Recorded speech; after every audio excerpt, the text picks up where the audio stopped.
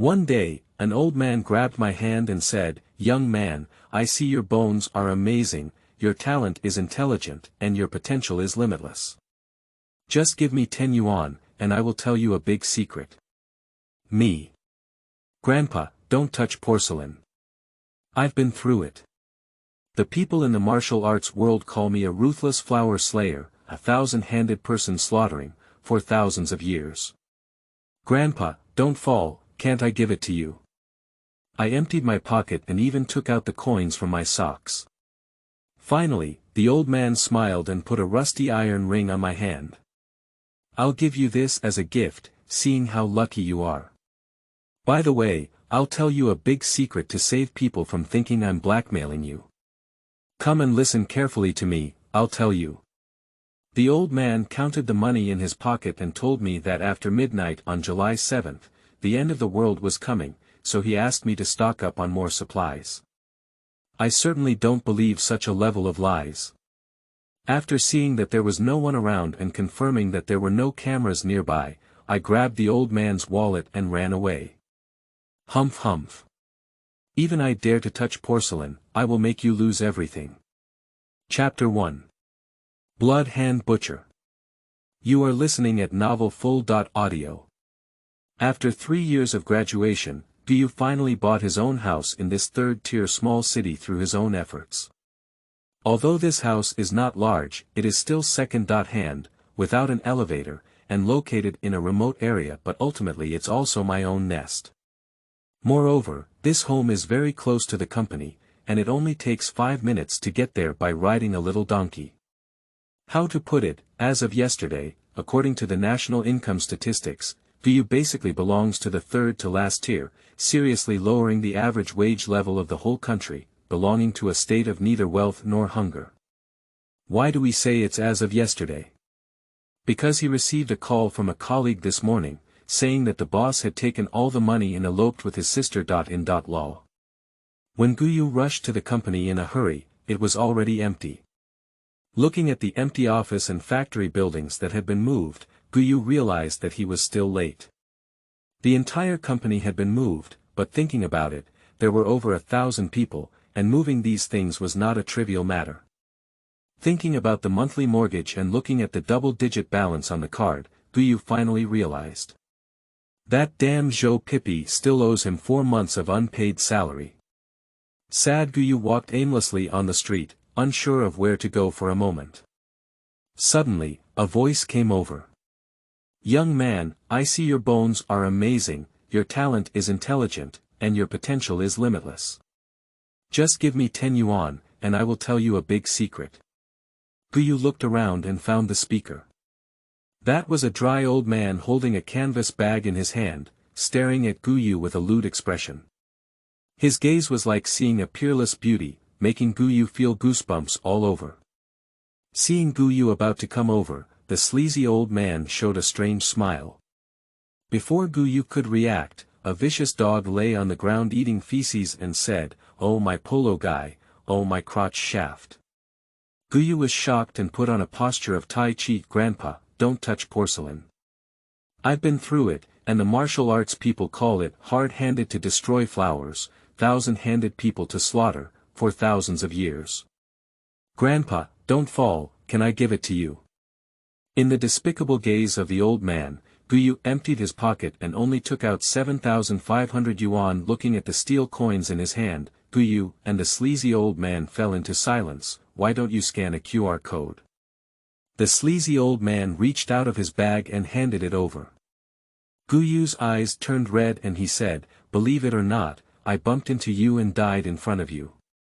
After hearing these words, the sleazy old man snatched the steel coins and stuffed them into his bag, even muttering, "How much is there? Young people should not always fight and kill, they are so beautiful. Come on, Grandpa doesn't want your money in vain. Come on, I'll tell you a big secret." After even taking out the coins from the socks, Guyu looked at the sleazy old man's figure thoughtfully, and then obediently squatted down. The sleazy old man whispered, "It's only because of your fate that I told you. Don't spread rumors. After midnight on July 7th this year, the end of the world is coming. It's best to find places with fewer people to stock up on more supplies and save yourself from starvation. Guyu took a cold breath and said, "Grandpa, what's your surname?" The sleazy old man proudly tapped his chest with his thumb and said, "It's easy to say, I'm a very white gold star." Guyu looked around and confirmed that there were no other people or cameras nearby. Anger arose from his heart, and he felt evil towards the edge of his gallbladder. Rolling up his sleeves, he pushed forward, causing the sleazy old man to step back in fear.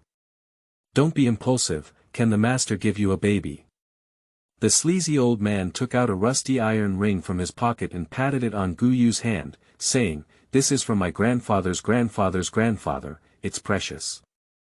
Seeing the line, "Made in China," on the iron ring in his hand, Guyu was moved to tears. Too much bullying. A scholar can be killed but not humiliated. Guyu snatched the canvas bag from the old man's hand and ran away. Humph humph.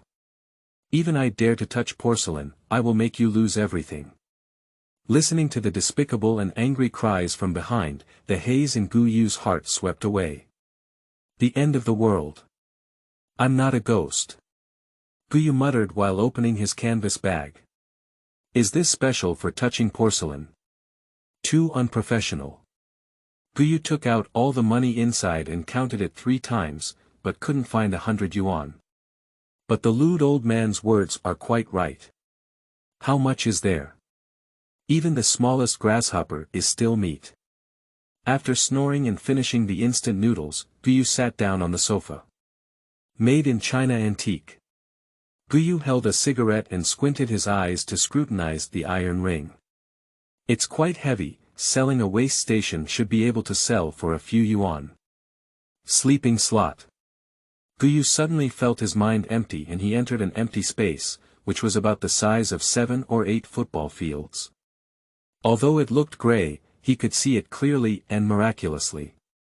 What is this place?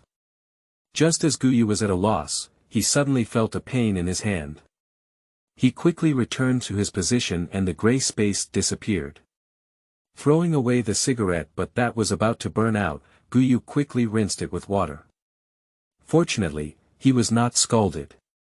Thinking of that grey space, Guyu immediately grabbed the iron ring from the sofa. Is this the legendary storage equipment? Guyu carefully refocused his attention on the iron ring and indeed entered the space again. With preparation this time, although Guyu was still shaken and swayed, he finally did not fall down. After withdrawing his attention from the space, Guyu picked up the cup and tried it out. As legend has it, the cup was pulled into the iron ring. Ho ho ho ho ho ha ha ha ha. Guyu howled up to the sky. Who doesn't sleep so late at night? Do you still have a sense of public morality? Even if the neighbors don't sleep, can the flowers and plants not sleep? Listening to the curses coming from downstairs, Guyu shrank his neck and honestly rolled back into the bedroom. Due to being greatly shocked, Guyu tossed and turned and couldn't fall asleep. Is that old man really a platinum star? That's not right. If it were really a platinum star, he would have gone to talk to Meng Po about his life ideals long ago. What's going on with this iron ring? Is it really the end of the world coming? After daydreaming all night, Guyu finally fell into a deep sleep just before dawn. Without his knowledge, the iron ring that he had been holding in his hand gradually merged into his wrist and eventually disappeared, leaving only the word, "Made in China," in the pulse area of his wrist. Due to something in his heart, Guyu didn't sleep for long. He woke up after 10 o'clock and the first thing he did when he opened his eyes was to find the iron ring. Sleeping trough, how did it become a tattoo? Guyu looked at the extra line of words on his wrist and suddenly became confused. But soon he felt relieved, because although the iron ring had become a tattoo for some reason, its function was still there. Tai by Jin Xing. Guyu turned around the alley and indeed found the sleazy old man who claimed to be Tai by Jin Xing. As soon as he saw him, the old man stopped eating his noodles and rushed over, holding his chopsticks. It seemed like he wanted to fight Guyu to the death. Where did that iron ring come from? Gu Yufei quickly pulled out a red ticket, and the sleazy old man immediately lost his chopsticks. He smiled and took the ticket. "Oh, you said that, picked it up. There was originally a letter written about the end of the world or something like that." The old man looked at Guyu with a hopeful expression, hoping that he would pull out another large ticket. Guyu was overjoyed and said, "Where is the letter?" The old man awkwardly grinned and said, "A few days ago, I forgot to bring toilet paper to the restroom, so I used it to make do with it. Does the big ticket look good? Have you finished reading it? Why are you hiding? Bring it to you." Guyu snatched the large ticket he had just handed over and gradually drifted away amidst the grandfather's earth-shattering screams and curses. Although I don't know the origin of the iron ring, the news of the apocalypse should be true. Of course, even if he is unsure, he can only make the mistake, after all, he dare not gamble his own life. Counting the days, there are still over 20 days left until the 7th day of July. Next, he is preparing to stockpile some supplies. But soon Guyu wilted down. The balance of the bank card has become a single digit. Don't have the money to hoard it for nothing.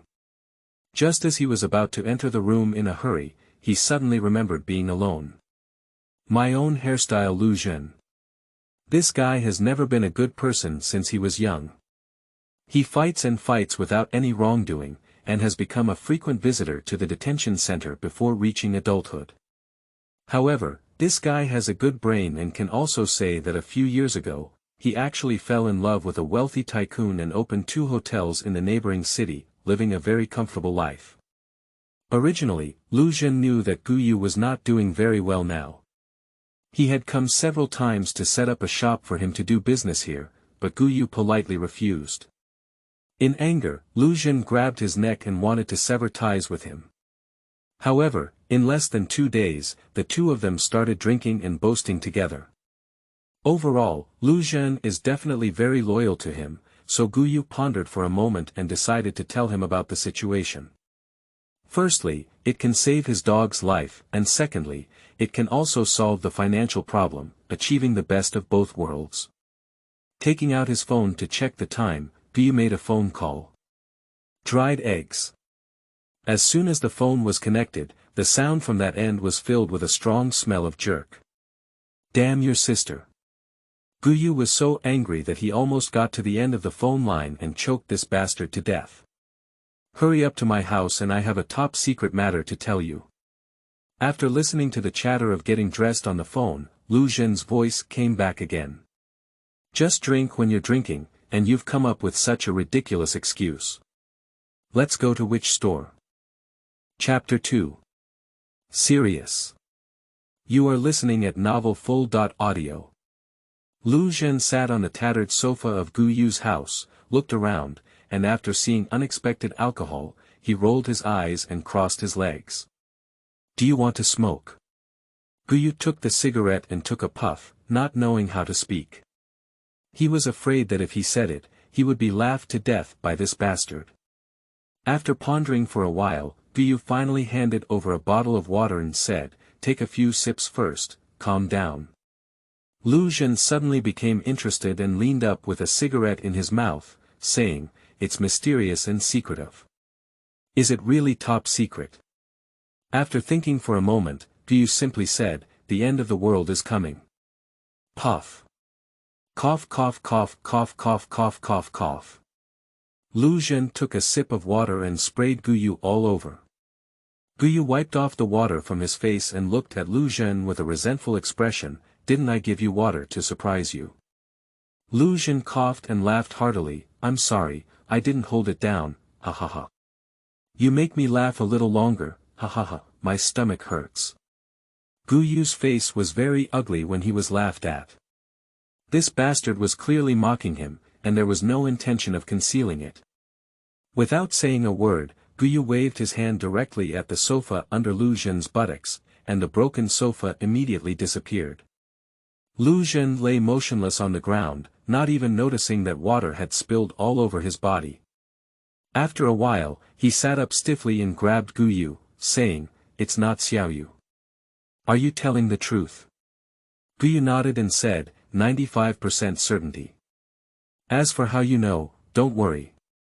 I came to ask you if you want to bet once. Lu Zhen was smoking one cigarette after another, his face uncertain, and Guyu didn't urge him either. He just sat on the chair and played with his phone on his own. Xiaoyu, if you can tell me, it means our brothers haven't done it in vain these years. Just tell me, what should we do? Lu Zhen fiercely extinguished his cigarette butt. Guyu smiled and said, I knew you were willing to bet. Lu Zhen touched his bald head and said, first, turn the sofa back. The ground is cold. Do you want to find a place to hide? Guyu nodded and said, I don't know the exact method of doomsday. Anyway, there shouldn't be any problem with more preparation. Lu Zhen thought for a moment and said, there's a guy who's going to acquire my hotel this time. Why don't we just sell it this time and divide it into half for investment? I have the place over there, and it's also safe.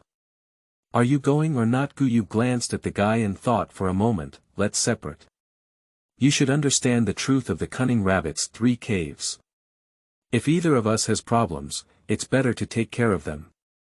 Do you think so? Lu Zhen nodded and said, if your brain had been fooling around like me, you would have been living a carefree life long ago.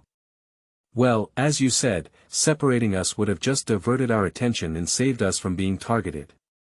Guyu looked at Lu Zhen and said, aren't you afraid that I'll roll up your money and run away? Lu Zhenfei let out a sigh and said, if you had that idea, it wouldn't be the way it is now. I just don't believe my parents believe in you. Time is a bit tight, so I'll leave first. At the latest, the money will be transferred to your account in 5 days.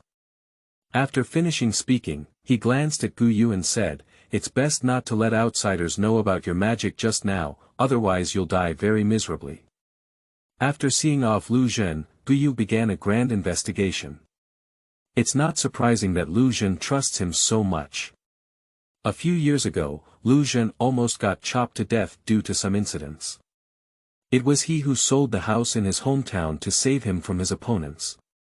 Later, Lu Zhen became wealthy and tried several times to return the money to him, but was politely refused because Lu Zhen had also saved his dog's life.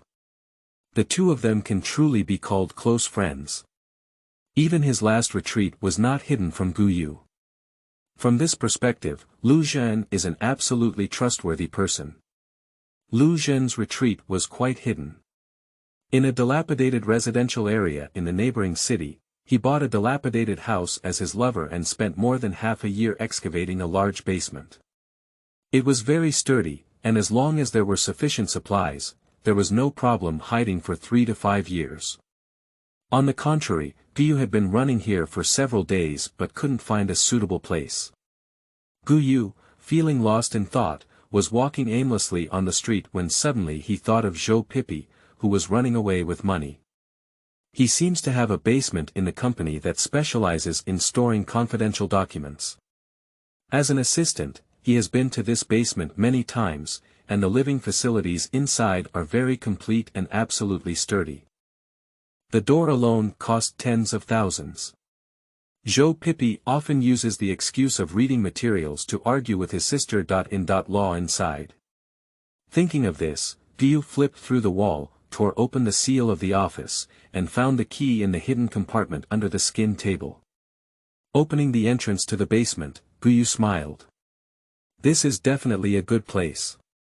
Not only is it well equipped, but it also has good sound insulation and ventilation effects, even for cooking. The only downside is the lighting, there are no windows here. After receiving the symbolic storage cabinet into the iron ring, Guyu locked the door and went out. Your account has received a remittance of 20 million yuan, please check it promptly. Guyu looked at the balance on his phone and cursed, damn it, you really have money. Once the money was in place, it was easy to say. Guyu went directly to the demolition area in the north of the city and gave the manager 500 yuan. I obtained 2 months of usage rights for a large warehouse. Next is the grand procurement. Clothing, food, housing, and transportation. The most important thing besides clothing is food. Boss, how much does rice cost per kilogram? The owner of the grain and oil store didn't look up and said, a better 2 yuan, a regular 1 yuan, and... Which one do you want? Guyu thought for a moment and said, how about 2 and 6 yuan? Can I buy more and make it cheaper? Grain and oil store owner. How much do you want? If it's over 500 pounds, we can give you a wholesale price of 2.3 yuan. Guyu. 20 tons. The owner of the grain and oil store said, don't make a fuss. 20 tons of rice will be enough for you to eat for a lifetime. Guyu quickly handed over a cigarette and said, I'm in the procurement business, do you understand? The owner of the grain and oil store suddenly realized, Cheng, when do you want it? I can transfer it over by tomorrow at the latest. I will charge you 2 yuan per kilogram and issue an invoice for 2.6 yuan. Is that possible? Guyu showed a childish smile, happily paid the deposit, picked out several types of miscellaneous grains and a large amount of edible oil, gave the owner the address of the warehouse, and then went directly to the largest supermarket in the city. He slapped the already prepared list into the store manager's hand and sat on the sofa smoking. 2,000 boxes of instant noodles. 10,000 boxes of various beverages and water. 8,000 boxes of various snack gift packages. He didn't buy cigarettes and alcohol, but prepared to obtain them through other means after the end of the world. Afterwards, he sat in a taxi and ordered a large number of clothes online while walking towards the water plant. What are you doing here? The buck-toothed girl at the front desk was not polite at all and almost kicked Guyu out. Fortunately, the factory director passed by and brought Guyu to the conference room. Are you joking? 2,000 water storage tanks. The factory director scratched the Mediterranean in confusion and looked at Guyu like a fool. Guyu directly took out the contract and signed his name, then paid the deposit on the spot. Just do business. What are you doing with so much? Is 1 week enough? Money doesn't make money, you bastard. The director of the water plant immediately changed his expression and happily left Guyu behind for a big meal. He nodded and promised that there would be no problem within a week. It's not that Guyu is wealthy, but time is too tight. The nearest company that produces water storage tanks is more than 600 kilometers away from him. If we talk about it ourselves, we can't avoid some trouble. We can get the goods as quickly as possible through the water plant. Although it's a bit expensive, it's too convenient. Boss, there's a big client coming from outside. An hour later, Guyu walked out of the hotel lobby with satisfaction, followed by several hotel managers in suits and leather shoes. As soon as Guyu got on the bus, the hotel manager shouted anxiously, notify everyone to work overtime. If you don't have enough manpower, go find them. It's amazing to deliver 2,000 tables to the place the day after tomorrow at noon. Guyu went to several hotels one after another, and finally dragged his tired footsteps back to his small nest. Lying in bed, flipping through my phone to see what else I need to prepare. The next day was just dawn. Guyu quickly got up and bought 5 sets of old-fashioned iron stoves from the kitchen appliance factory. He then went to another city and ordered 500 tons of honeycomb coal. I bought 5 sets of silent generators, a bunch of computer lights, and downloaded several movies and TV shows from hard drives online. Whether they look good or not, they are always on the leaderboard from beginning to end. Guyu, who was sitting by the roadside drinking a drink, suddenly jumped up. Damn it, counting thousands, almost forgetting the most important thing. Guyu took a taxi and headed straight to the farmer's market. I spent over 2 million yuan to order several carts of vegetables, fruits, and various meats. I went to the pharmacy again to purchase a large number of commonly used drugs. Less than a week before the end of the world, various supplies ordered by Guyu also flooded into the warehouse, in order to cover up. Guyu changed the delivery time to the evening, and it was still delayed, so no one noticed how he took away these supplies. In the evening, Guyu received a video call from Lu Jun. He had almost prepared all the supplies on his end. Looking at the crowded basement across from him, Guyu finally breathed a sigh of relief. The two of them checked the prepared materials together and hung up the phone. When I got home, my butt hadn't heated up yet when the director of the water plant called and said, "Boss, everything has arrived. We should be able to receive the goods in about half an hour." Guyu slapped his head and almost forgot about this guy. Without time to eat, I took a taxi and arrived at the warehouse. The water storage tanks were very large and numerous, and they couldn't fit at all. Guyu simply waved his hand and unloaded them all onto the open ground. Before dawn, Guyu collected the water tank and ran to the vicinity of the reservoir. The next day, the person in charge of the reservoir looked at the abnormally low water level and fell into contemplation. "Hello. Is that the bureau? I need to report the construction unit of the reservoir. It took less than 3 years, and the reservoir leaked." Yes, the water level dropped by about 4 meters one night. Chapter 3. Storms and Storms. You are listening at novelfull.audio. On the morning of the 7th day of the 7th lunar month, there was heavy fog, and I couldn't see my fingers when I reached out. The fog was still filled with a fresh aroma of grass and trees. Turning on the TV, I heard several experts expressing their opinions. Some said it was caused by ocean currents, some said it was caused by solar storms, and the most peculiar thing was that a guy from Bangzi Kingdom claimed that the gods had appeared. But no matter what, the heavy fog in July is really too eerie. Moreover, this fog is still global, and even the North and South Poles are not spared.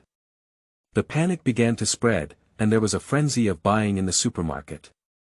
Guyu lay on the window, looking at the crowded street with no place to even foot, and sighed. Fortunately, the heavy fog did not last long.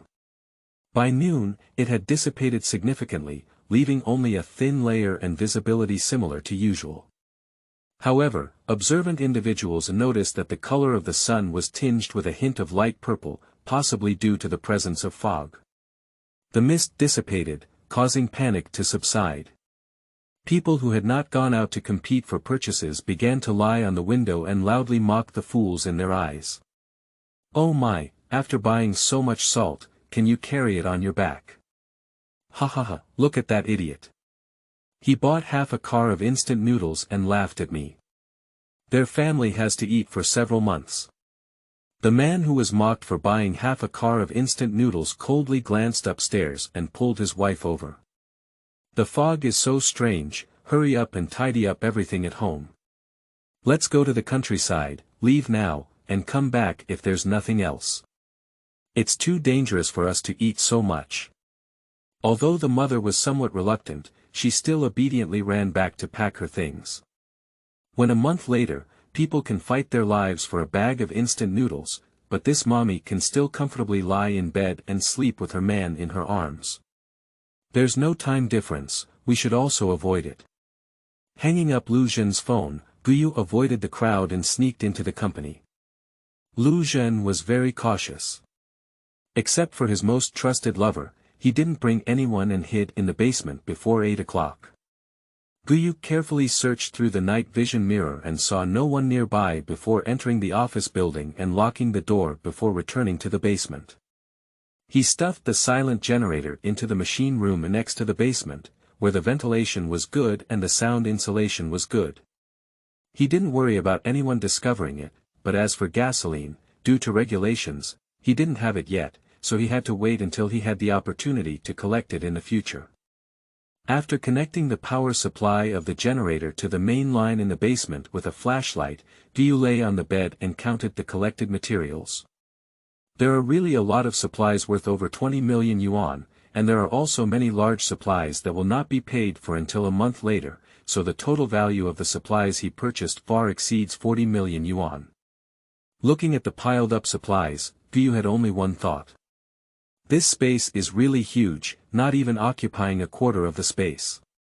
After looking around at the supplies, Guyu withdrew his consciousness from the space and then lay on the bed, watching the newly installed simple probe observe the movement outside.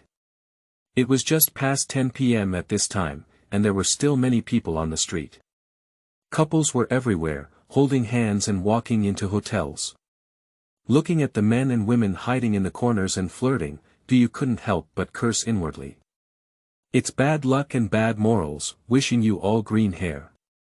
Just as he was thinking about the greenery, you noticed a motorhome turning into the company gate and stopping under a big tree next to the cafeteria.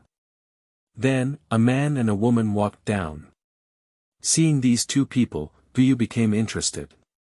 That woman is the finance manager of the company, named Lu Yanhua.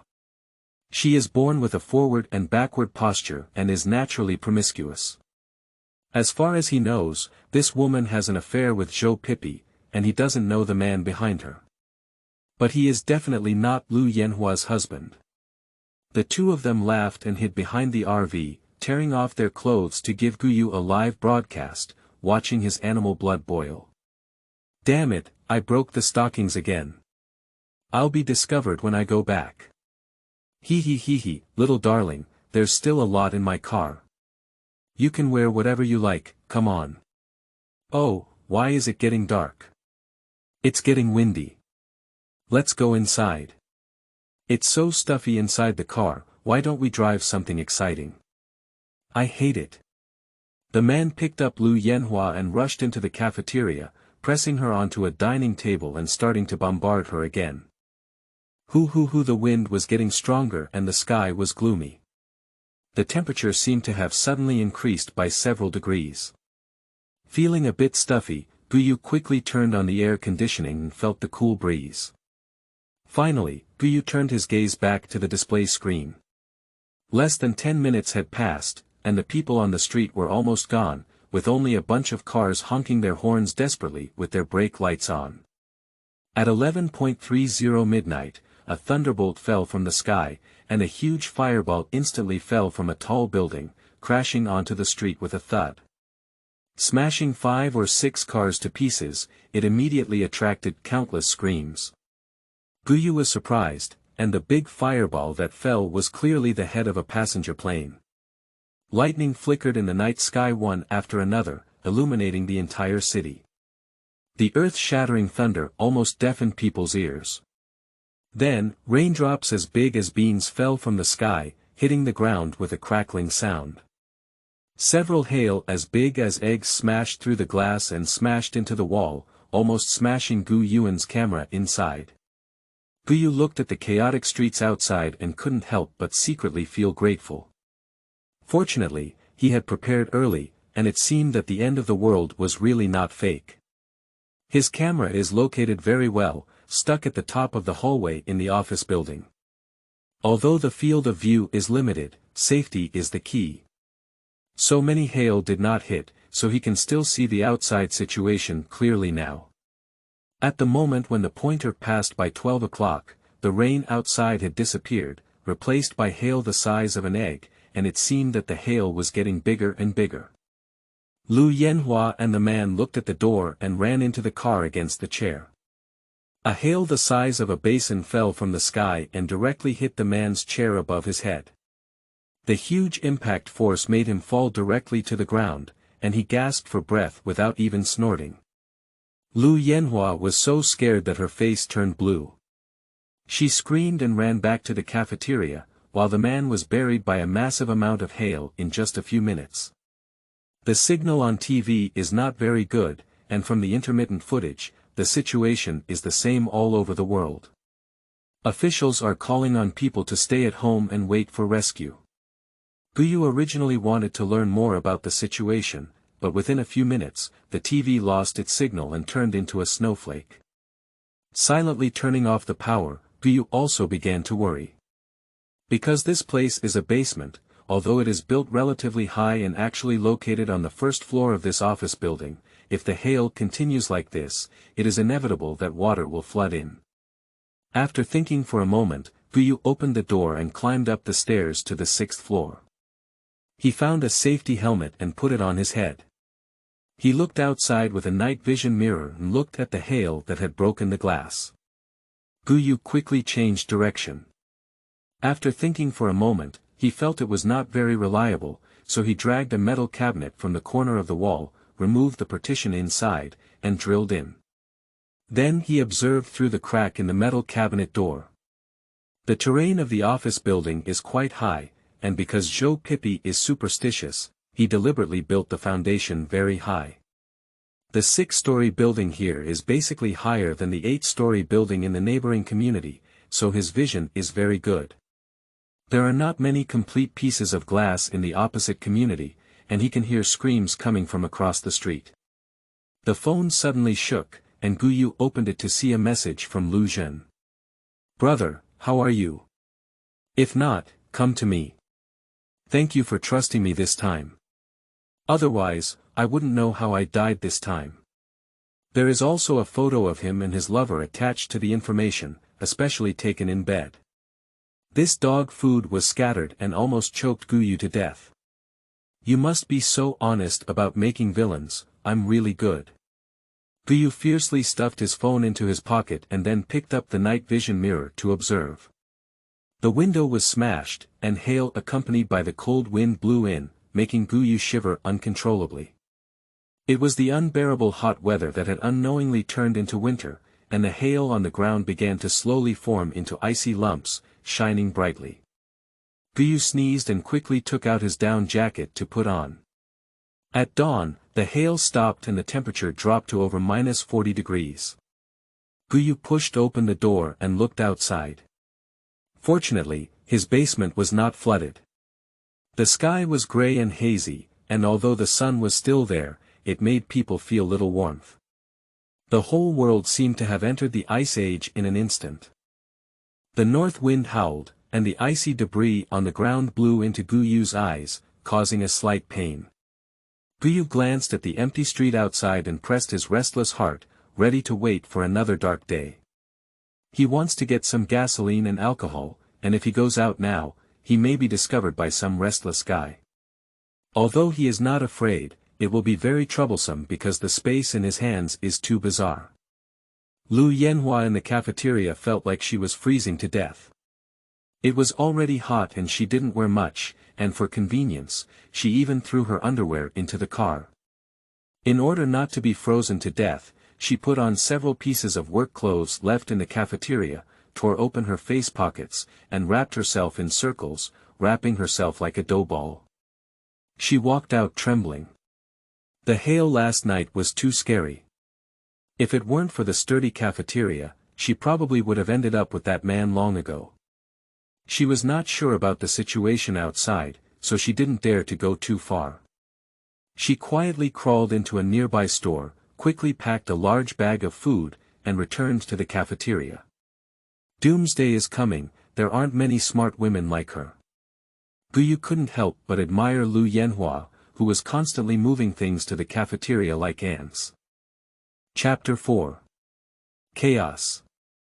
You are listening at novelfull.audio. For several days in a row, Guyu hid on the 6th floor to observe the situation. He was very careful and made many obstructions to avoid being discovered. Anyway, he had enough supplies, as long as he had the opportunity to go out and get some gasoline to come back. He originally planned to go that night, but ultimately gave up. After an extreme cooling, whether during the day or night, there were people everywhere who were looting supplies. These people fought fiercely for a little food, and even the security management personnel were not afraid to come. Anyway, there were many people, and they couldn't catch them. There were many people with this idea, and 7 or 8 people died in a day because of food grabbing. If it weren't for the security management personnel shooting and dispersing the crowd, I don't know how many more people would have died. And Lu Yanhua was quite clever. Except for pouring a lot of supplies in the morning when there was almost no one around, she never left the cafeteria again. The small warehouse was also tightly blocked by her, and the tables and benches in the hall were everywhere blocked by her, blocking the passage. However, careful Guyu still noticed this situation. There is still a passage left under the tables and chairs piled up by Lu Yanhua, which may seem inconspicuous, but it is enough for her to crawl through it. The exit of the passage is a window, and from the window is the small door of the company, which allows her to quickly escape to the park outside. What a terrible woman! Guyu really admires her. The group messages on his phone kept talking about his situation. Puyu looked at those guys who boasted about hoarding a lot of supplies, but didn't reply a word. At this time, he was still showing off his wealth. I really don't know what to think. There was a commotion on the second or third day, and in a few days, when everyone had nothing to eat, these people were the first targets to be attacked. The community group is relatively normal, and the administrator has been constantly comforting everyone, making everyone wait for rescue with peace of mind. My family has been hungry for 2 days now. Who has anything to eat? Can you sell me some? 502 sells 2 packs of instant noodles for 500 yuan per pack. Those who are willing to come and trade. 500 yuan per pack of noodles, why don't you die? I'm crazy about money, trash. Hehe, what you don't want is what people want. It has already been sold, so you should be sour. The 3102 family bought half a car of instant noodles a few days ago. How about buying some from him? Come on, a few days ago I was laughing at them. How could you have the face to say that at this time? Zhang Auntie, I remember you and Li Auntie blocking their little daughter. In law and cursing the spendthrifts for more than 10 minutes. Lu's little brat, don't fart there. Am I cursing? I'm teaching her how to live a life. What does it have to do with you when they live together? Don't you feel jealous that their men have more skills than that spendthrift in your family? Don't argue anymore. The couple has already moved to the countryside.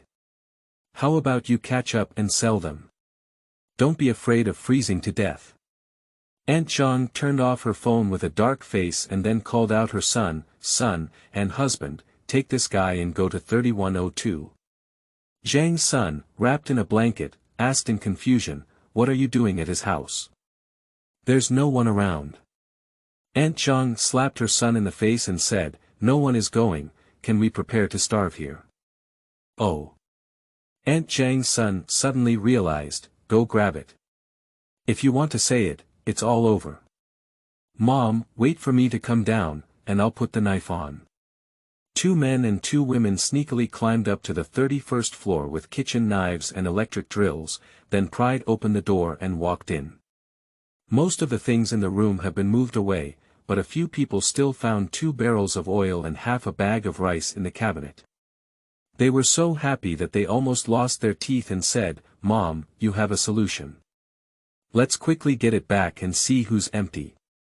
Let's do it twice again, and we won't have to worry about food and drink for 6 months. Just as a few people were proudly preparing to move things, the neighbor next door opened the door and walked out. He saw Aunt Zhang holding a bucket of oil and was about to leave. He immediately took out his phone and said, put down your things. This is a burglary. Be careful, I'll call the police and catch you inside. Oh, Brother Lu, look at what's going on here. Isn't there anything we can do about it? Aunt Lu flirted with her son and husband while trying to curry favor and brought the rice over, saying, as long as you don't tell anyone, these rice will be given to you. You see. It's freezing outside, I don't know when it will be big. These foods are so expensive. Now a bag of instant noodles is worth 500 yuan, and in a few days, even if you have money, you won't be able to buy them. You. Aunt Lu hesitated and finally persuaded her neighbor. He looked at the rice on the ground with a greedy expression and said, everything on the 31st floor belongs to me. You put it aside and get out now, or else I'll expose this matter to the group and see how you will behave in the future. Why? Aunt Lu's daughter. Law was unhappy. Just because I have a video of you stealing. The neighbor's attitude was very tough. Aunt Lu hesitated for a moment, put down the oil bucket in her hand, and said, okay, it's all yours, but we have to agree. This matter is so bad that you can't say anything about it. Okay, I'll do what I said. Now, you can go. The neighbor made way for 4 people to pass. Just as he turned around, Aunt Lu and her son pounced on him. One pulled his neck and the other covered his mouth, pushing his neighbor directly into the room. Upon seeing it, Aunt Lu's husband stabbed it directly and saw the blood spray all over the ground. Aunt Lu's daughter-in-law opened her mouth and shouted, but was unexpectedly knocked out by her husband's slap.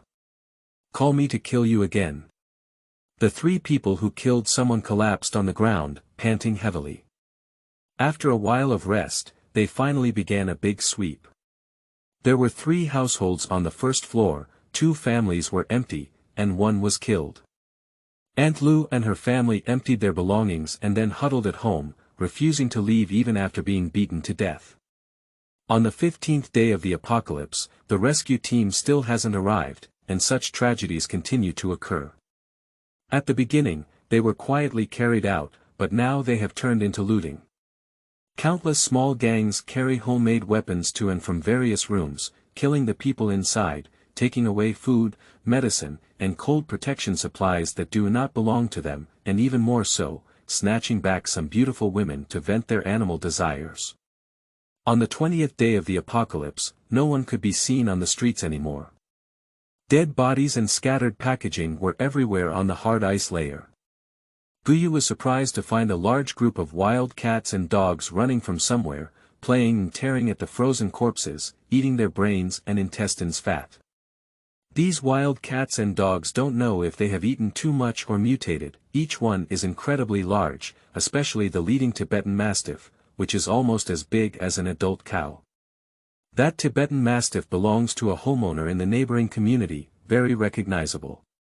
One ear is missing, and there is also a circle of golden fur around its neck. It is jokingly called the Golden Lion King by its neighbors. That Tibetan Mastiff used to be very obedient and especially gentle. Even if he was slapped by someone he didn't know, he never got angry and at most ignored people. But now seeing it like this, Guyu knew this guy was not easy to deal with. From the telescope, I could see that the eyes of this big guy were all blood red, full of murderous intent, and very terrifying. However, there are also a few guys who are not afraid of death. They have been unable to eat for many days and have surrounded them with kitchen knives. It seems that they want to catch a few dogs and go back to feed their stomachs. But as soon as these guys walked out of the door, the Tibetan Mastiff roared and rushed over. After the few people realized, it was already late. The massive body of the Tibetan Mastiff suddenly collapsed 3 times, and after a few bites, blood spurted out. The Tibetan Mastiff, who had turned red-eyed, stared at the other few people and was so scared that they ran away with their legs. However, 2 legs couldn't run as fast as 4 legs, and 5 or 6 big dogs rushed into the room. In no time, there was no movement inside, only a strong and almost indelible smell of blood.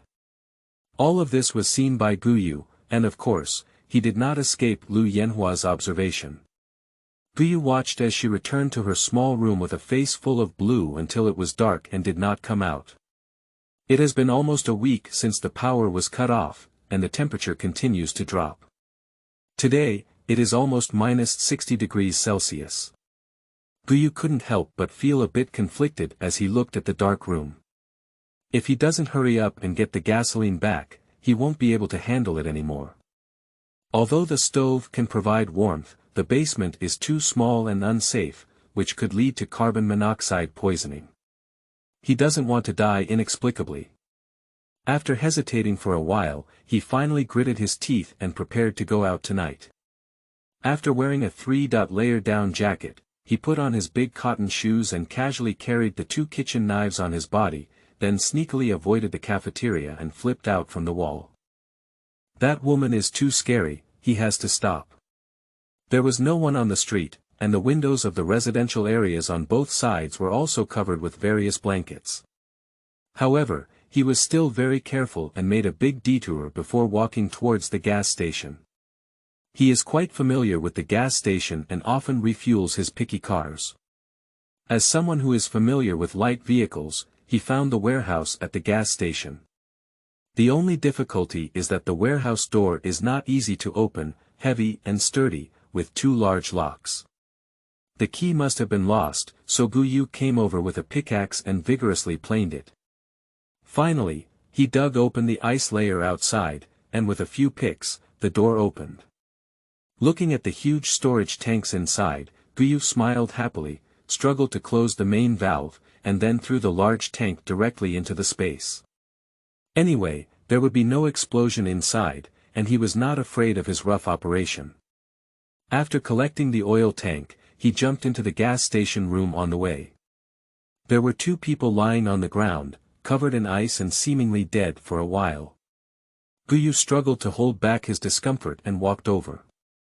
Sure enough, it was similar to what he had imagined. The food inside had been emptied, but fortunately, there were cigarettes and alcohol. When he opened a bottle and took a look, he lost it and it was frozen and cracked, with no alcohol at all. However, there were quite a few cigarettes, so Guyu waved his hand and swept the shelves empty. He also casually installed a bunch of lighters before heading back. Chapter 5. Almost Gagged. You are listening at novelfull.audio. Guyu walked back stealthily, suddenly feeling a chill in his heart. Without hesitation, he lay on the ground. He is very grateful that he is dressed thick enough. A big cat, almost 1 meter long, flew silently over his head, its sharp teeth tearing open the outermost down jacket. Its white feathers flew everywhere, and its ladles were everywhere. Guyu was so scared that he broke out in a cold sweat and crawled up, but the ground was covered in ice and very slippery. Before he could stand firm, he fell and almost broke his front teeth. His mouth was filled with a salty smell, and Guyu knew he was bleeding, which made him even more anxious. The noses of wild beasts are very agile, and the fresh smell of blood will definitely attract more wild beasts. The big cat across the street became excited when it saw the blood, and with a low head, it pounced on it. Guyu dared not hesitate and swung his kitchen knife towards the neck of the big cat before slashing it. Obviously, he underestimated the cat's reaction. He didn't even cut off the cat's fur with a single blow, and his own clothes were scratched out in a big hole.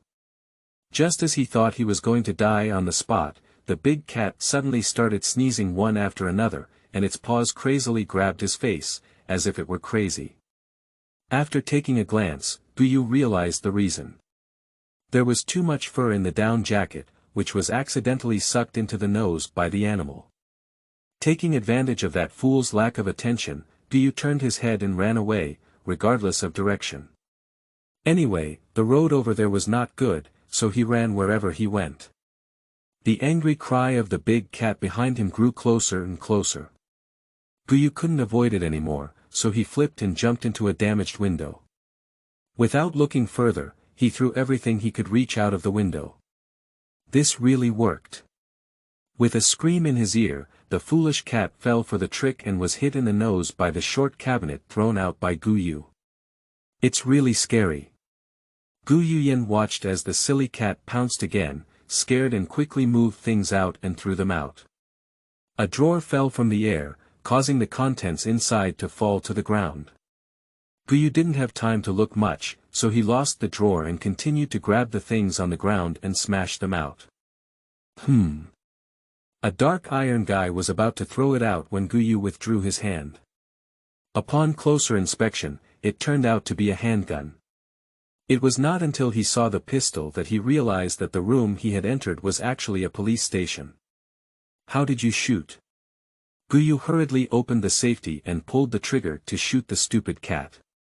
Click. No bullets. Guyu lowered his head to take a look. Damn it. Surprisingly, there is no magazine. Quickly looking down, I saw a magazine amidst a pile of scattered documents. I didn't have time to see how many bullets were inside, so I quickly inserted them and pulled the trigger again. Bang!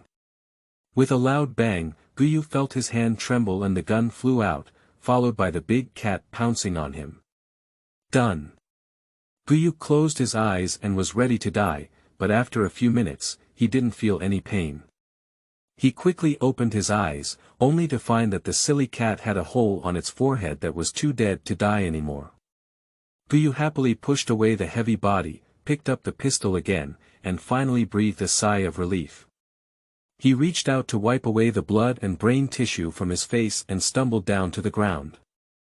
The first time he fired, He forgot his recoil, but Guyu still looked at the pistol with an excited expression on his face. After regaining his composure, Guyu decided not to leave and searched the police room thoroughly. Sure enough, he found 2 pistols and an automatic rifle in several rooms. It is estimated that the stable and chaotic situation was brought about recently, otherwise there would be no guns in such a small police station on weekdays. Seeing that it was almost dawn, Guyu dared not stay any longer and took advantage of the darkness to return to the basement. After being safe, Guyu opened a bottle of Feijai Happy Water. While drinking and looking at the gun, not to mention, it looks pretty good. The black injury is not pleasing to the eye. The heavy feeling made him very comfortable. The only downside was that there were too few bullets, only over 100, and even fewer automatic rifles, only over 60. Thinking about the wild beasts and hungry crowds outside, Guyu decided to go out a few more times. Although he already had enough gasoline, he didn't dare to turn on the lights. After fully charging his phone, he turned off the engine. Because it was in the basement, the temperature was still good during the day. Although he didn't have to wear short sleeves, he couldn't feel cold with just a coat. With a gun, his courage increased and his mind became lively. The news in several groups on my phone is already unbearable, full of a bloody smell. Either this one has been killed, or that one has been wiped out. A few guys who seem to be the leader of the gang are still recruiting troops and horses to go outside to dig for supplies. The conditions given are quite interesting, and some rewards have been set up, such as the first place reward of 20 kilograms of rice, a pack of cigarettes, 2 women, and the second place reward of 10 kilograms of rice, 2 women. 2 women are about equal to a pack of cigarettes. This is the current price. Guyu looked at the half box of cigarettes on the table and muttered inwardly, "This is a woman." Bang bang. Guyu was suddenly startled and took 3 or 2 steps to the entrance of the basement, lying on the cat's eye and looking out. Unexpectedly, several security guards of the company were smashing locks with big hammers, and a few people's conversations could still be vaguely heard. "Li Tu, this door is too sturdy to be smashed open. Smash it hard, it must be warm inside. I came earlier than you. When we built this place, we built a thick wall with even a warm layer. As long as we enter, we don't have to worry about freezing to death. If you ask me, instead of smashing the door here, it's better to find an underground parking lot. There are power distribution rooms in the underground parking lot, and it's also warm inside. If you didn't say it earlier, you would have to waste so much energy on me." Upon hearing a few people dragging their heads away, Guyu couldn't help but worry about Lu Yanhua. Since these guys have found this place, they will definitely not let go of the important cafeteria. Sure enough, in no time, Guyu saw several security guards shouting and rushing into the cafeteria from the surveillance footage, and then ran out with a bunch of things, followed by disheveled Lu Yanhua. Sigh. Guyu lost interest at first glance, and this woman couldn't escape. In the cafeteria, several security guards left their belongings and dragged Lu Yanhua into the small warehouse with a lewd smile. It took over 2 hours to walk out with pants in hand. When a few people were running away with food in their arms, Lu Yanhua, whose eyes were empty, suddenly laughed nervously and ran out naked without even wearing any clothes. "Come on, they have a lot of food to eat." A few security guards were shocked and swung their iron bars, hitting Lu Yanhua on the head.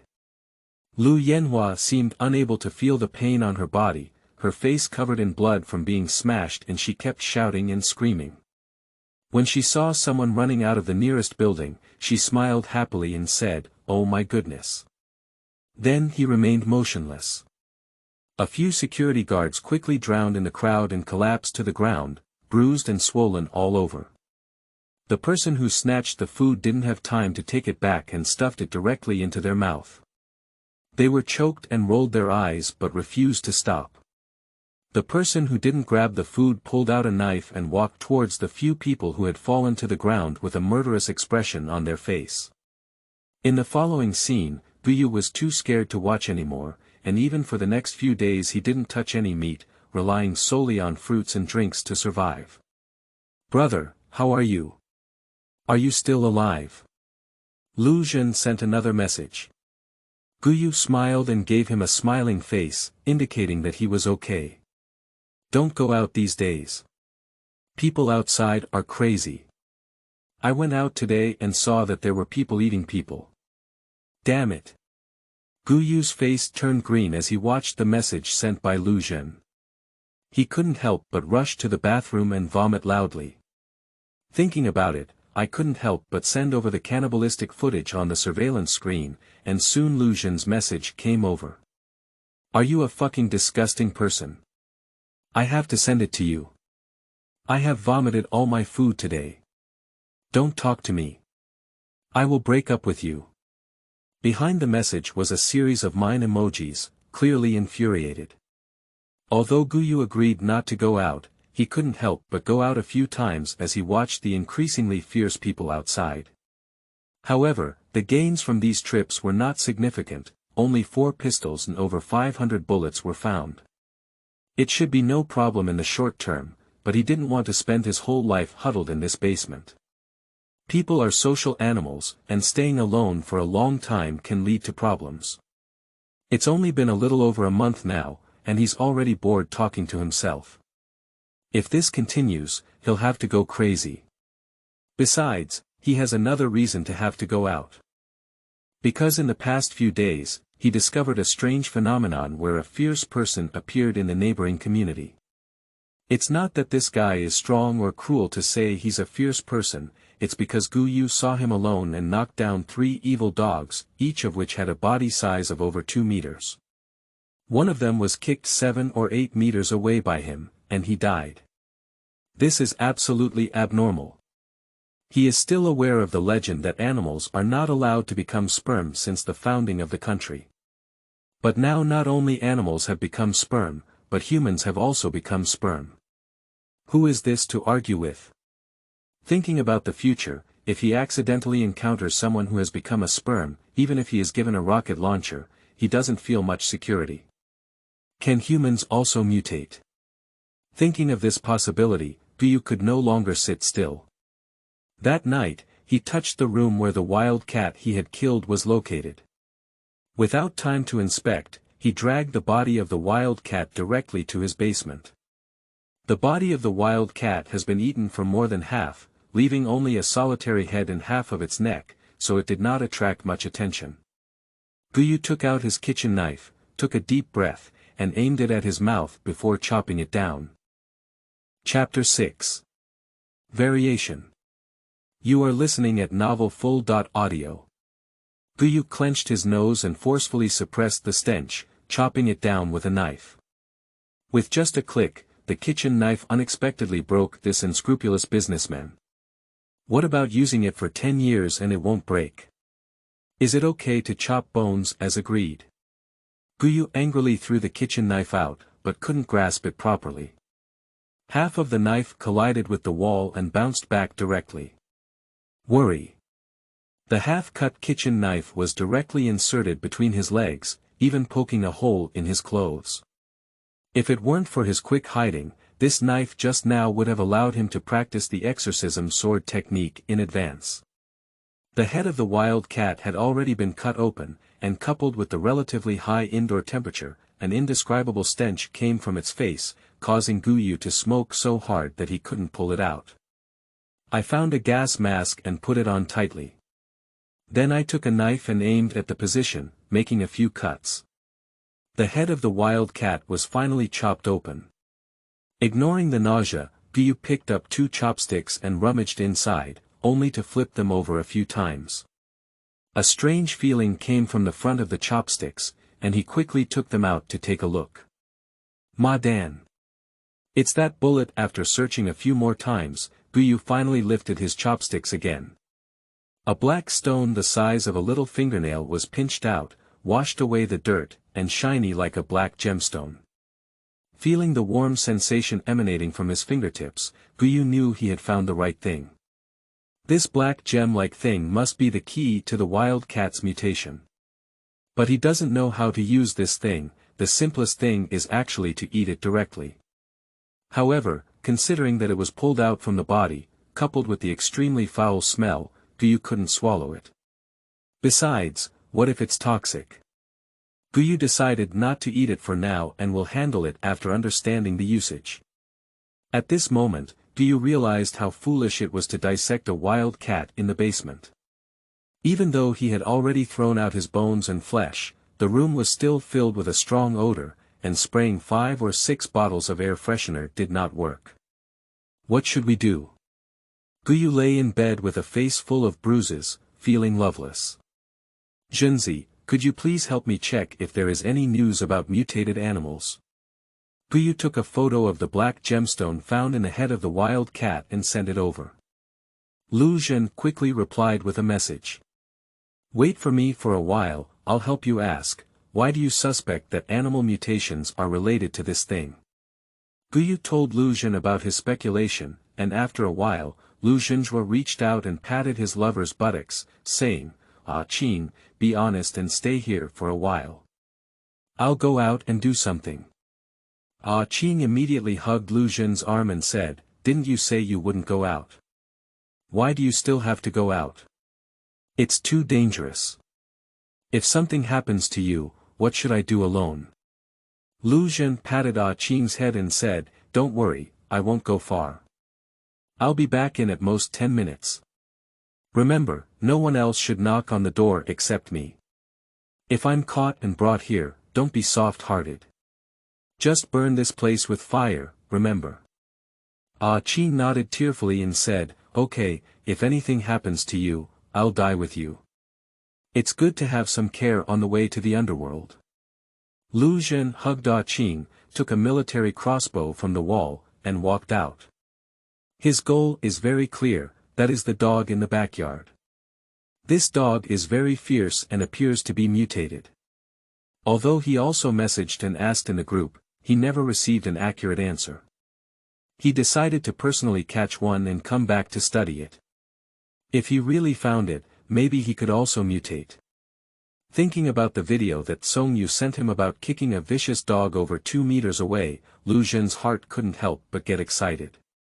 Lu Zhen dared not go directly to trouble the dog, not because he was timid, but because the dog was a bit fierce.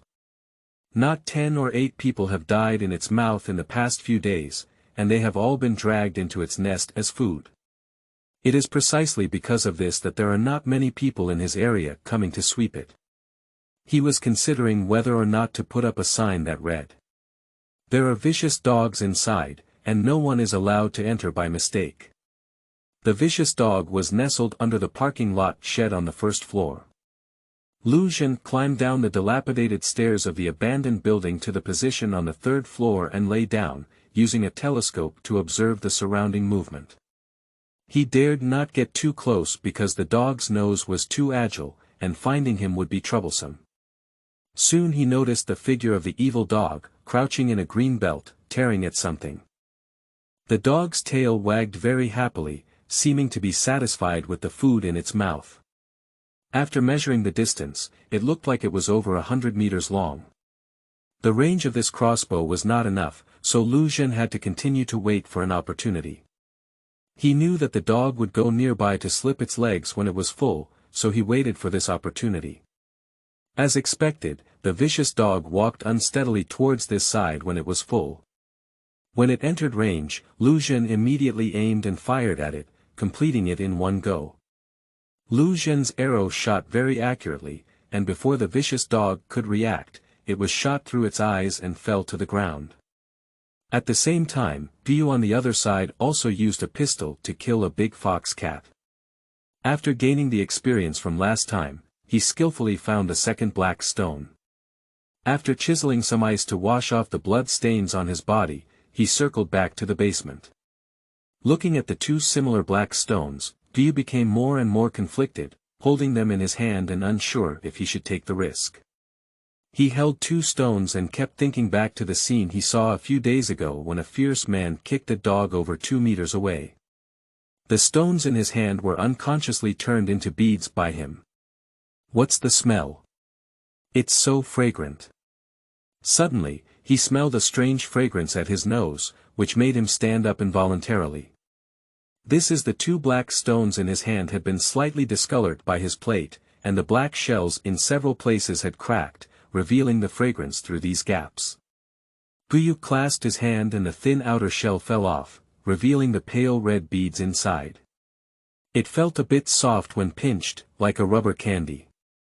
It's so fragrant. Guyu's mind was somewhat blurred by the fragrance, his eyes fixed on the two beads in his hand, his throat moving and saliva flowing involuntarily. Finally, Guyu couldn't bear it anymore. He stuffed two beads into his mouth and wolfed them down.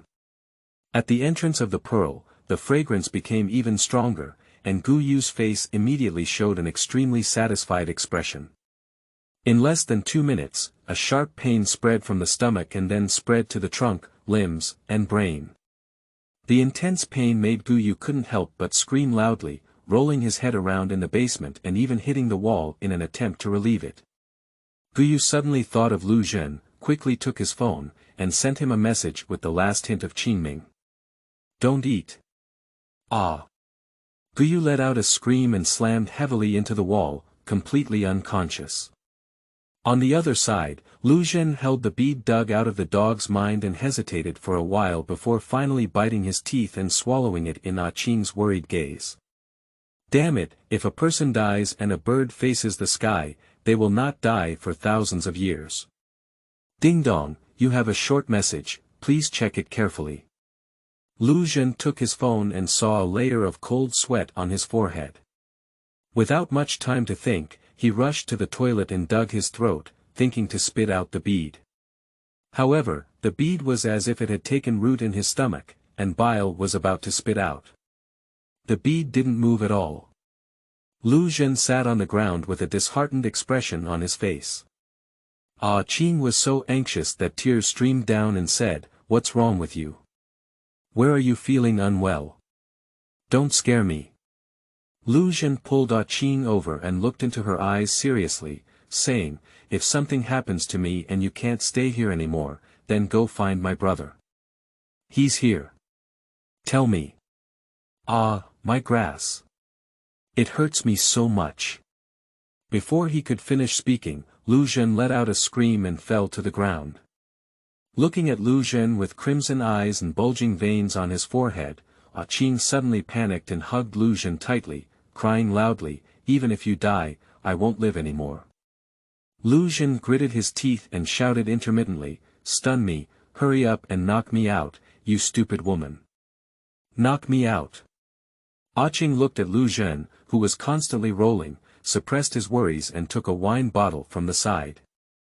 After thinking about its killing power, he quickly replaced it with a smaller one. He gritted his teeth and smashed it into Lu Zhen's head.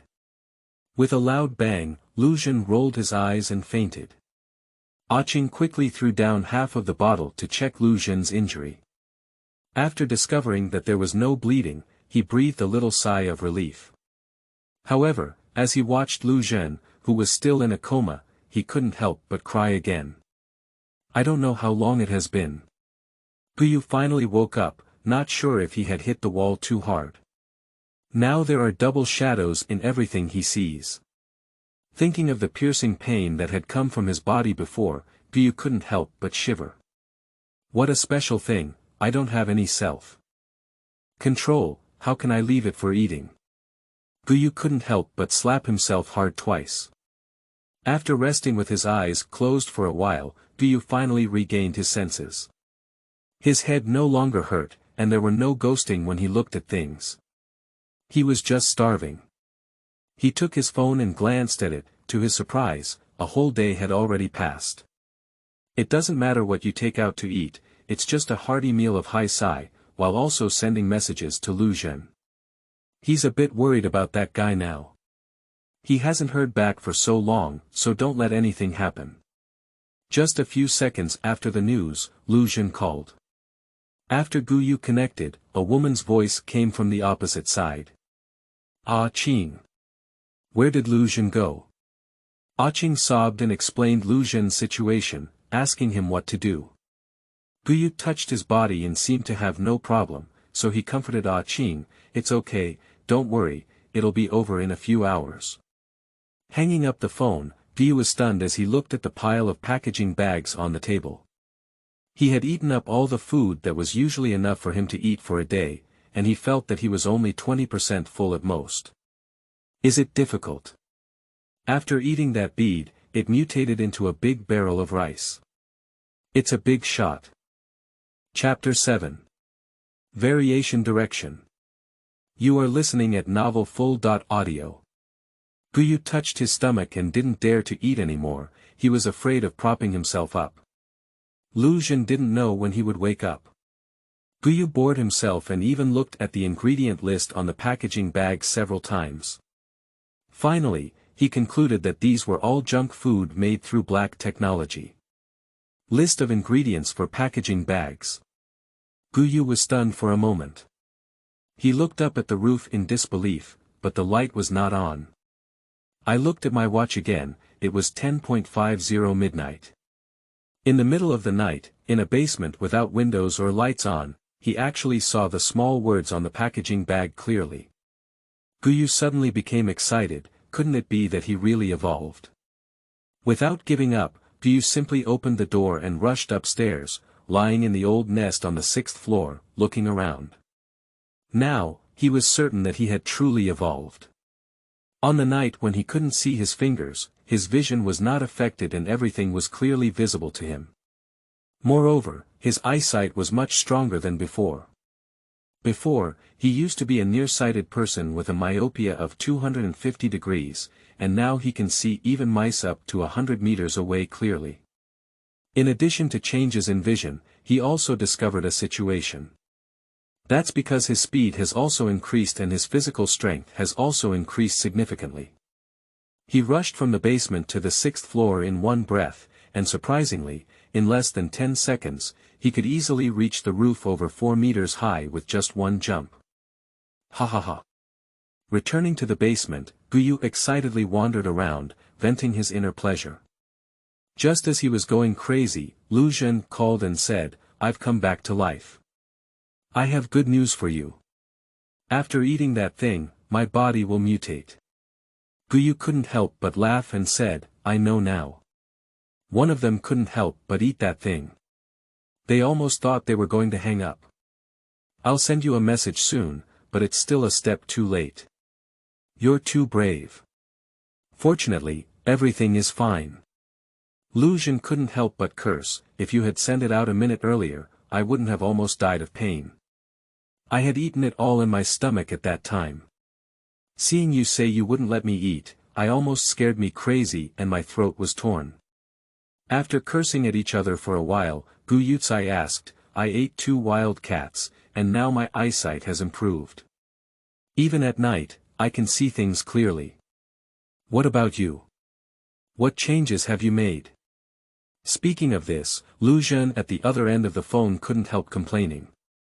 "Don't mention it. In addition to my physical strength, my nose and ears are much more sensitive. Like a dog, I can smell everything. I used to think the basement was very good, but after my nose is smart, I can't stand it. It's too smelly. Guyu. Just endure it, maybe it will get better in the future." Lu Zhen asked in surprise, "Do you mean you can control your sense of smell in the future?" Guyu said, "No, what I mean is that I just get used to it in the future." "Are you speaking human language?" "Hang up, I want to break off my friendship with you." Guyu was furious and said, "You old pervert, I wish you all the best." Lu Zhen, with Ah Qing present, could have died with all his might, while Guyu was devastated, alone. But he also has a plan. Since there are mutated gems in those mutated organisms, he might as well get more back. Even if he becomes stronger, he can better survive in this damn apocalypse.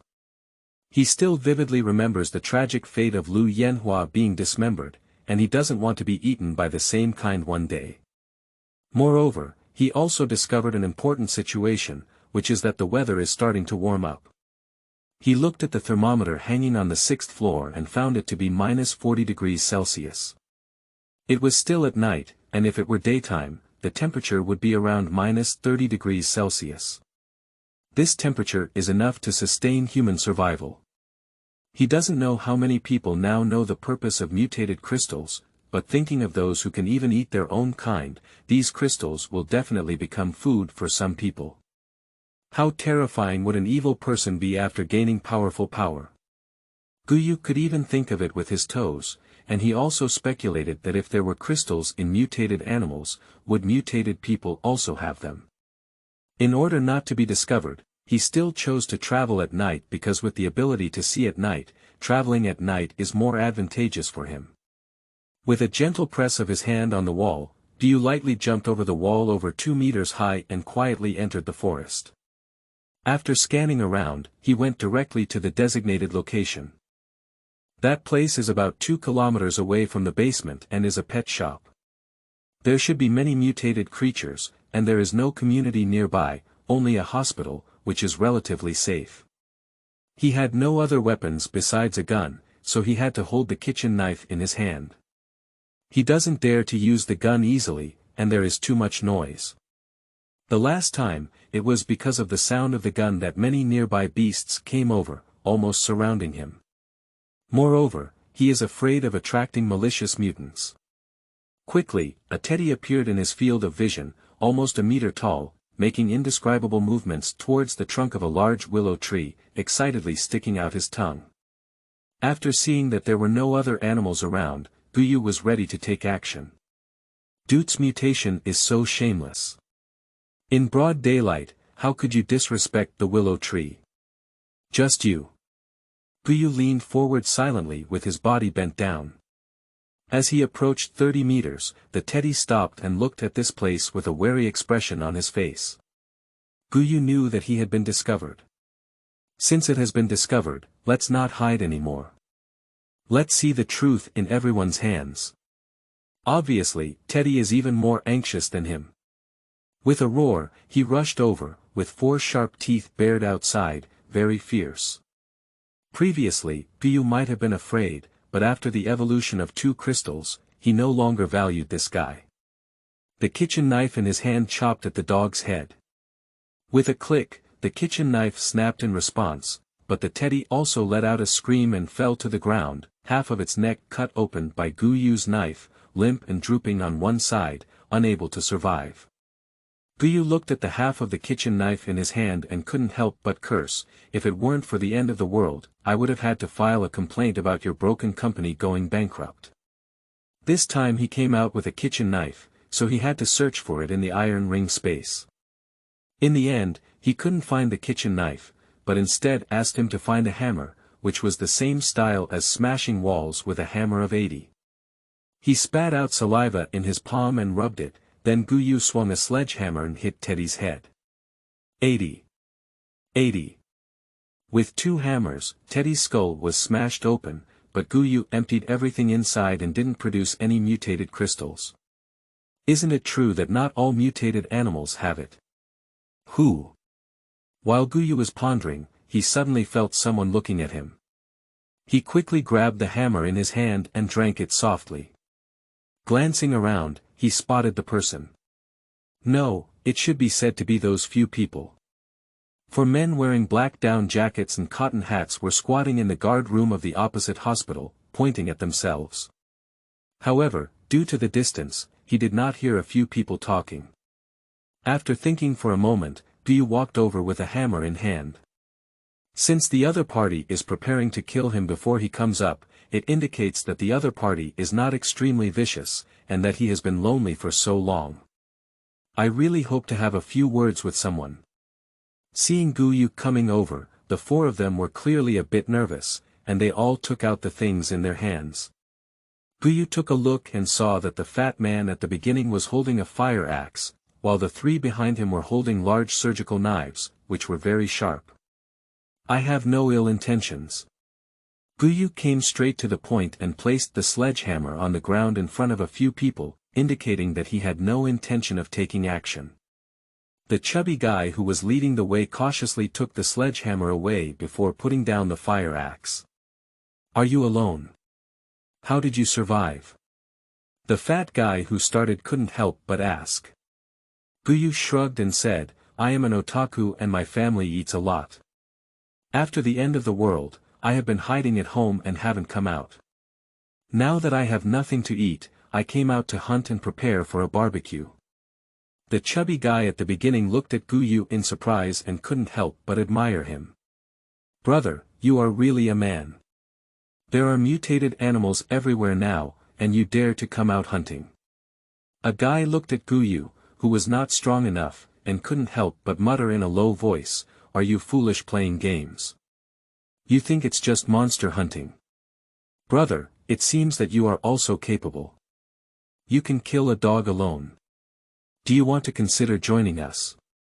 The fat guy who started with it turned around and glared, then invited Guyu. "Yeah, brother, we all saw it just now. You're much more powerful than a dog."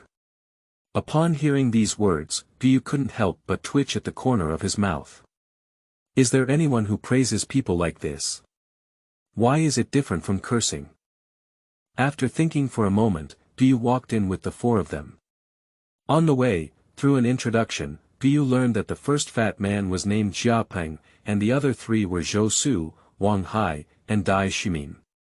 Jiapeng was the captain of the hospital's security team, Zhou Su, the one with a broken mouth, was the security guard, and the other two were both surgeons. After the end of the world, hospitals also fell into great chaos. However, after nearly 2 months, there were only over 100 people left in the hospital. With the supplies in the hospital cafeteria, these people managed to survive until now, but soon they would run out of food. In order to save food, these over 100 people were divided into several small groups and took turns coming out to hunt and collect food. The leader was a patient from the hospital, nicknamed Huagu. However, this guy was not a good person. He was arrested for robbery and murder, and was taken to the hospital for treatment due to injuries. After the end of the world, he took the opportunity to kill the police officers guarding him, grabbed 2 guns, and snatched the hospital cafeteria. In order to control the hospital, Huagu used the cafeteria supplies to gather a group of people and completely grasped the cafeteria in his hands. Chapter 8. Hospitals. You are listening at novelfull.audio. Huagu is around 40 years old, with a tall stature of over 2 meters, and a fierce expression on his face. At first glance, he is not a good person to criticize. After seeing that Jiapeng had only brought back 1 person, his face looked a bit unpleasant. He pushed aside the 2 half-naked women in his arms and stood up.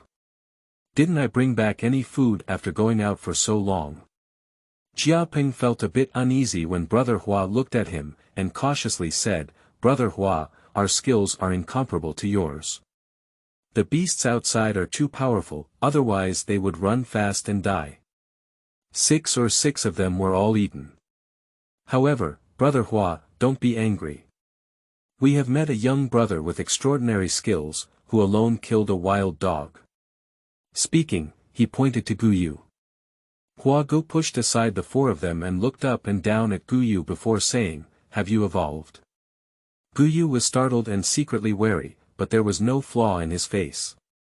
Seeing Brother Hua ask himself, he said, "I don't know if it's evolved or not. I just feel like my strength has increased a lot now, and I don't know how it got done." Huagu thought for a moment and suddenly burst out laughing. "Brother Gu seems to be a capable person. Why don't you stay and take care of us together? We need to eat and drink here, even women are top-notch. As long as we can stock up on food with everyone, women here can pick whatever they want, but they have to take care of themselves." Huagu spoke and patted Guyu's shoulder, neither light nor heavy. Feeling the force on his shoulder, Guyu knew that Brother Hua was testing his abilities. He had intended to show off his skills, but immediately dissipated his accumulated strength, pretending to be unable to bear it, and took a cold breath with a grin on his face. Seeing Guyu like this, Brother Hua had plans in his heart. A person who is much more powerful than an ordinary person, but can still be controlled by oneself, is definitely a reliable thug who can be used to search for food. The reason why Guyu did not resist was because he saw someone. The fierce man who once kicked a wild dog over 2 meters away is also here, seemingly obedient to Brother Hua. These 2 people actually got together. probably they already knew each other. Guyu's arrival made Hua Ge very happy, and he specially prepared a few dishes to entertain Guyu. Hua Ge opened 2 bottles of wine, picked up his glass and smiled as he touched Guyu, saying, "It's a great joy for someone with skills like Gu to come here. Come here, drink, drink, and we'll all be our own people in the future. Don't be polite." Guyu cursed inwardly. My own person. I believe this. This is clearly to use him to plunder food. This guy's distribution method is very black. Members of the search group can only leave 10% of the food, and the remaining 80% will be confiscated and distributed uniformly by him. If it weren't for the danger outside and the inability to live alone, these people would have dispersed long ago, and some had tried to resist. However, Brother Hua was too powerful, and those who resisted him were all used as bait to lure wild beasts. At the dinner table, Hua Ge introduced him to his left arm and right arm. The fierce man on the left was called Dabao, and the skinny man on the right was called Ma Zi. Both of them were Hua Ji's former brothers. After the end of the world came, the 3 of them came together again. From the conversation, Guyu also learned that all 3 of them had evolved, but the way they talked about evolution was automatic, unlike Guyu who relied on eating mutated crystals to complete evolution. In the afternoon, several outdoor groups returned one after another, bringing back a lot of food and 6 or 7 women. Hua Ge inspected the food with satisfaction and distributed some difficult-to-preserve items to these people, while the rest was placed in the large warehouse. "Come on, wash this woman thoroughly and take her to Brother Gu's room." Hua Ge pulled the hair of several women and chose the one with the best appearance, and had someone take it to wash up. Guyu deliberately refused, but after thinking about it, he still didn't speak up. There are many rooms in the hospital, but Hua Ge and others are all crowded on the middle floor of the nearest inpatient building to the cafeteria. In order to keep warm, almost all the windows in the rooms have been blocked. After renovation, with a large number of people, the floor they are on is quite warm, even hotter than Guyu's basement. The lower floor of the living area is a place for cooking. Since there is no gas, these people simply brought up the large pot in the cafeteria, found some iron frames, and transformed it into a firewood stove. I don't know who thought of it, but they extended the chimney of the firewood stove a lot and passed directly through the living corridor. In this way, the heat was carried up, and besides the strong taste of the food, it was quite comfortable. Because in Hua Ji's opinion, Guyu is a capable person, he specially arranged a single room for him. The room is quite spacious, and the bedding is also quite thick. The bed is a bit small, which is the original one in the hospital ward. After dinner, Hua Ge pulled Guyu to drink again, flattering him one after another. Anyway, that meant he was preparing to take people to search for supplies.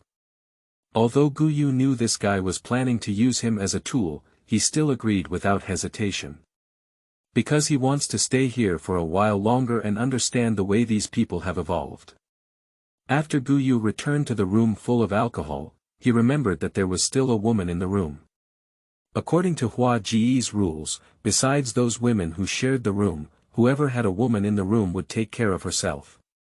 Of course, Brother Hua himself is not in this rule. There are 7 or 8 women in his room, and he doesn't need to take care of them himself. Looking at the woman in the bed, Guyu sighed inwardly and said, "Do you know your situation?" The woman in the bed remained silent for a moment and said, "As long as you can support me, I can do anything." Guyu frowned and said, "Have you ever eaten human flesh?" The woman in the bed seemed to be scared, shook for a moment, and said in a sour voice, "No."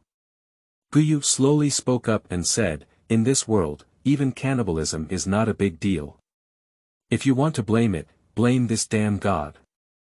The woman remained silent for a moment and said, "Only animals eat people.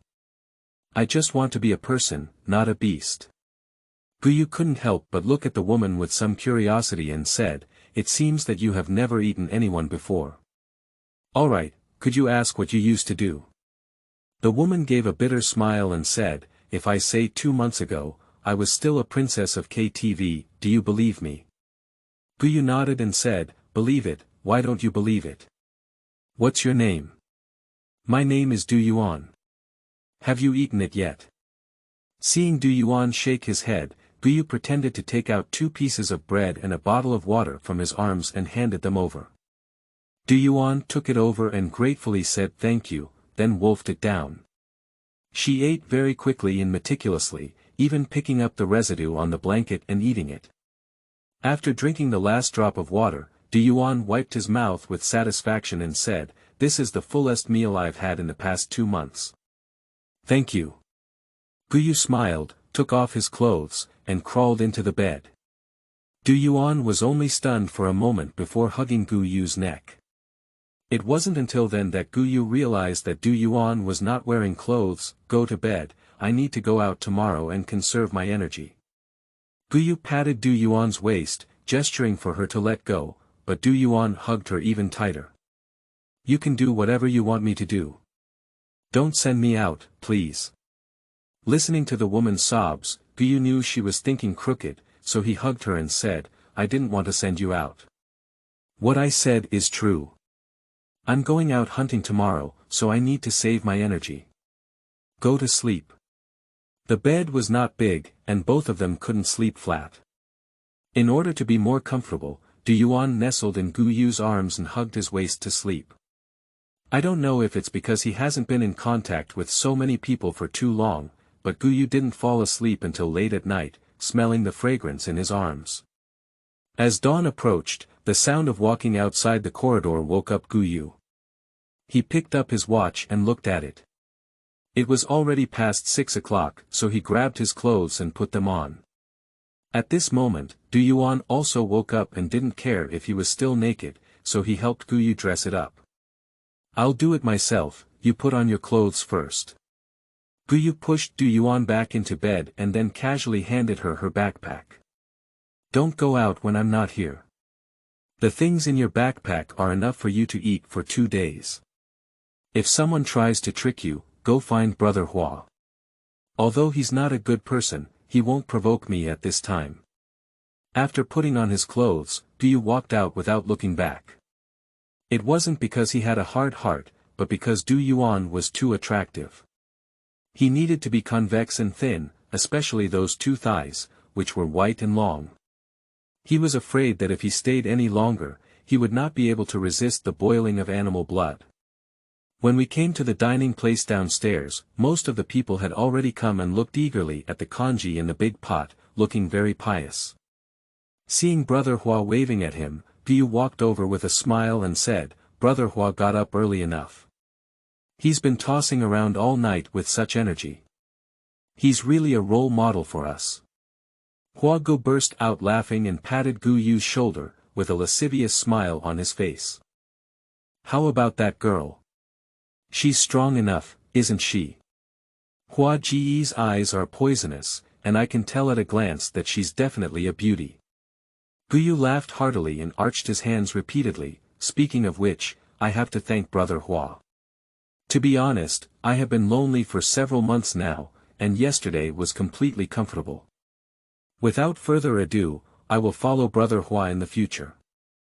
Hua Gu waved his hand proudly and said, "As long as Brother Gu is satisfied, it will be fine. If there are any better quality products in the future, you can choose from them as long as you can support your waist." At this moment, De Bao and Ma Zi also came over, greeted Hua Gu and Guyu, and then sat down to prepare for dinner. Breakfast is very simple. There are only congee and dry cakes, but each of the 4 Hua brothers can get an egg. In this end of the world, this breakfast is already very luxurious. Although Guyu disagrees with Hua's practice, at least he thinks that Hua brother may be more suitable to live in this end of the world than he is, and at least he can make more than 100 people live like individuals.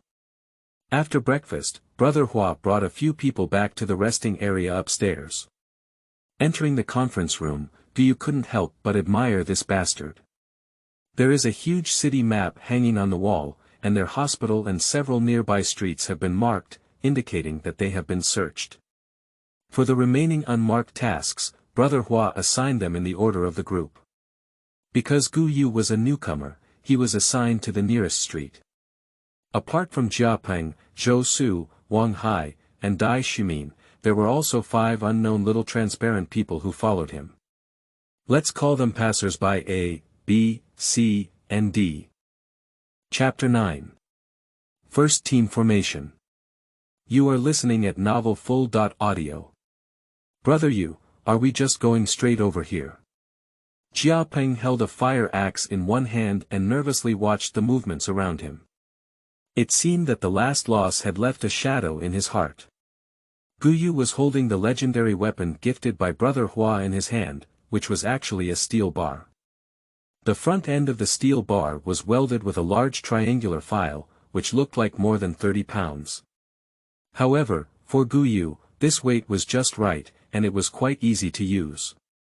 When encountering the beast with similar combat power from Teddy yesterday, it could be smashed and fractured with just one steel bar. Seeing Jiapeng's appearance, Guyu thought for a moment before turning around and asking, "This is my first time doing this job, I'm not very familiar with it. How did you do it before?" Looking at Jiapeng's hesitant expression, Guyu couldn't help but laugh and said, "If you have anything to say, just let me know. Can I still eat you? With such a big physique, how dare you be so timid? You've really gone blind." Jiapeng blushed a bit when Guyu said it, but this guy had thick skin and recovered in a few seconds. "Brother Yu, we used to arrange 1 or 2 people to explore the way first. If there was no danger, we would go there." Exploring the way. Guyu couldn't help but glance at him and said, "There aren't many people in the world. Are you still leaving 1 or 2 people to explore the way? Are you feeling that you didn't die fast enough? Besides, who wants to explore? It's no different from sending someone to death." Jiapeng scratched his chin and said somewhat uneasily, "Before, we used to draw lots. Although this method is a bit clumsy, at least it can make most people survive, right?" Guyu sighed and found himself speechless. A group of ordinary people with little military strength wanted to keep more people alive. Although this method was somewhat cruel, it was indeed the most effective way he could think of. Guyu glanced at the crowd and said, "Let's go together. With me around, there won't be anything wrong. Also, don't be too nervous. There won't be too many wild beasts in broad daylight." After listening to Guyu's words, although a few people were reluctant, they did not object and followed silently. This street is not very long, only 200 to 300 meters long. Most of the shops on both sides of the street sell clothes and bedding, with only a few fly restaurants and a small supermarket. If it has not been looted, there should be a lot of oily water. Guyu looked around and couldn't help but laugh. It seemed that his luck wasn't too bad. But he dare not be careless. If a few people were really taken away by the wild beast, then he would be too embarrassed. As Guyu walked, he observed the movements around him. Suddenly, Guyu stopped and looked around with a wary expression. Jiapeng saw Guyu stop and quickly took 2 steps forward, whispering, "What's wrong? Brother Yu." Guyu gestured to everyone not to speak, then pointed to the ground at the entrance of the restaurant. At the entrance of the restaurant, there were some messy blood footprints on the ice. Judging from their shape, they should be from a dog, but these footprints were all very large, almost half the size of Guyu's palm. Guyu looked at the surrounding terrain, then waved his hand and led everyone back to a furniture store. "Brother Yu, what should we do?" Jiapeng, holding a fire axe, looked outside cautiously. Guyu thought for a moment and called on everyone to pull out a pile of sheets and covers, saying, "I'll go and lead it out later. You can act according to the situation." As soon as Guyu was about to go out, Jiapeng pulled down and stopped him, saying, "Brother Yu, don't go yet. How could you act on the situation?" Guyu couldn't help but murmur. "Take the quilt and put it on his head directly. Can I teach him how to do that?" After listening to Guyu's words, several people stared at him. "Is this reliable?" Jiapeng looked at Guyu's back and gritted his teeth, "Do as Brother Yu said. As soon as that beast comes in, we'll give it a headshot. Let's keep an eye on it later." Whoever dares to run, don't blame the axe in my hand for not recognizing people. Guyu picked an ice lump from the roadside, weighed it in his hand, and threw it in with a whoosh. Guyu's hand was very strong, and 5 or 6 pounds of ice lumps were thrown in with a whistling sound. He didn't know what he hit, and made a muffled sound with a loud bang. Then he heard a burst of angry dog barking. Woo woo woo woo woo. A large golden hare, about 2 meters high, rushed out with its head covered in ice debris. When it saw Guyu, it immediately rushed forward. Holy crap, Guyu was startled. He didn't expect that a lump of ice would hit the Jinmao's head. This luck was just too good, seeing that the Jinmao was about to pounce. Guyu Fei quickly took 2 steps to the side, then swung the steel bar in his hand round and pulled it towards the Jinmao's front leg. With a muffled bang, the steel bars in Guyu's hand bounced back, and the tremendous impact almost knocked him down. The Jinmao let out a scream and fell into a somersault with a loud bang. Before Guyu could hit him a second time, the Jinmao quickly got up, but now one of his front legs was hanging and he dared not land. It seemed that he had been hit quite lightly by Guyu. The Jinmao looked at Guyu with fear, afraid to step forward for a moment. The dog's eyes were full of vigilance. In its eyes, Guyu was much more powerful than the humans it had encountered before. Although Guyu remained calm, his heart was also deeply moved. He didn't know what the big golden hare had grown up on. The steel bars in his hand were bent and he didn't even break its legs. Guessing that he couldn't beat it alone, Guyu quickly made a judgment. However, this big golden hare was scared by his steel bars, so he had to find a way to lure it over. Spitting saliva. Or curse profanity. This move seems to provoke people and doesn't seem to have much effect on dogs. Don't care about him. Guyu secretly poked and touched a lump of ice, then threw it at the Jinmao while shouting, "What are you looking at?" Then he quickly sneaked into a shop. The Jinmao was momentarily stunned by Guyu's movements, and with a thud, he hit the center of the red heart. It was unclear whether it was because he was beaten or because Guyu's "What are you looking at?" completely angered the Jinmao. With a whimper, big golden hare's 3 thick legs suddenly kicked the ice surface and rushed forward. Jiapeng and a few others were already prepared, and at first glance, they probably jumped in. Without saying a word, they carried the sheets and covers and put them on the big golden-haired man who followed closely. As soon as the Jinmao entered, he felt a darkness in front of him, but it was too late to hide. He was tightly covered by 7 or 8 covers, instinctively lifting his claws to tear off those covers. However, he forgot that he only had 3 legs left, and suddenly fell to the ground like a gourd. "Let's go together and kill it." Guyu let out a loud roar, took the lead, and swung the steel bars towards the big lump, smashing it fiercely. At this moment, the others also reacted and rushed forward with a shout. Holding the stick, he also made a move. The Jinmao was unwilling to fall down and struggled frantically.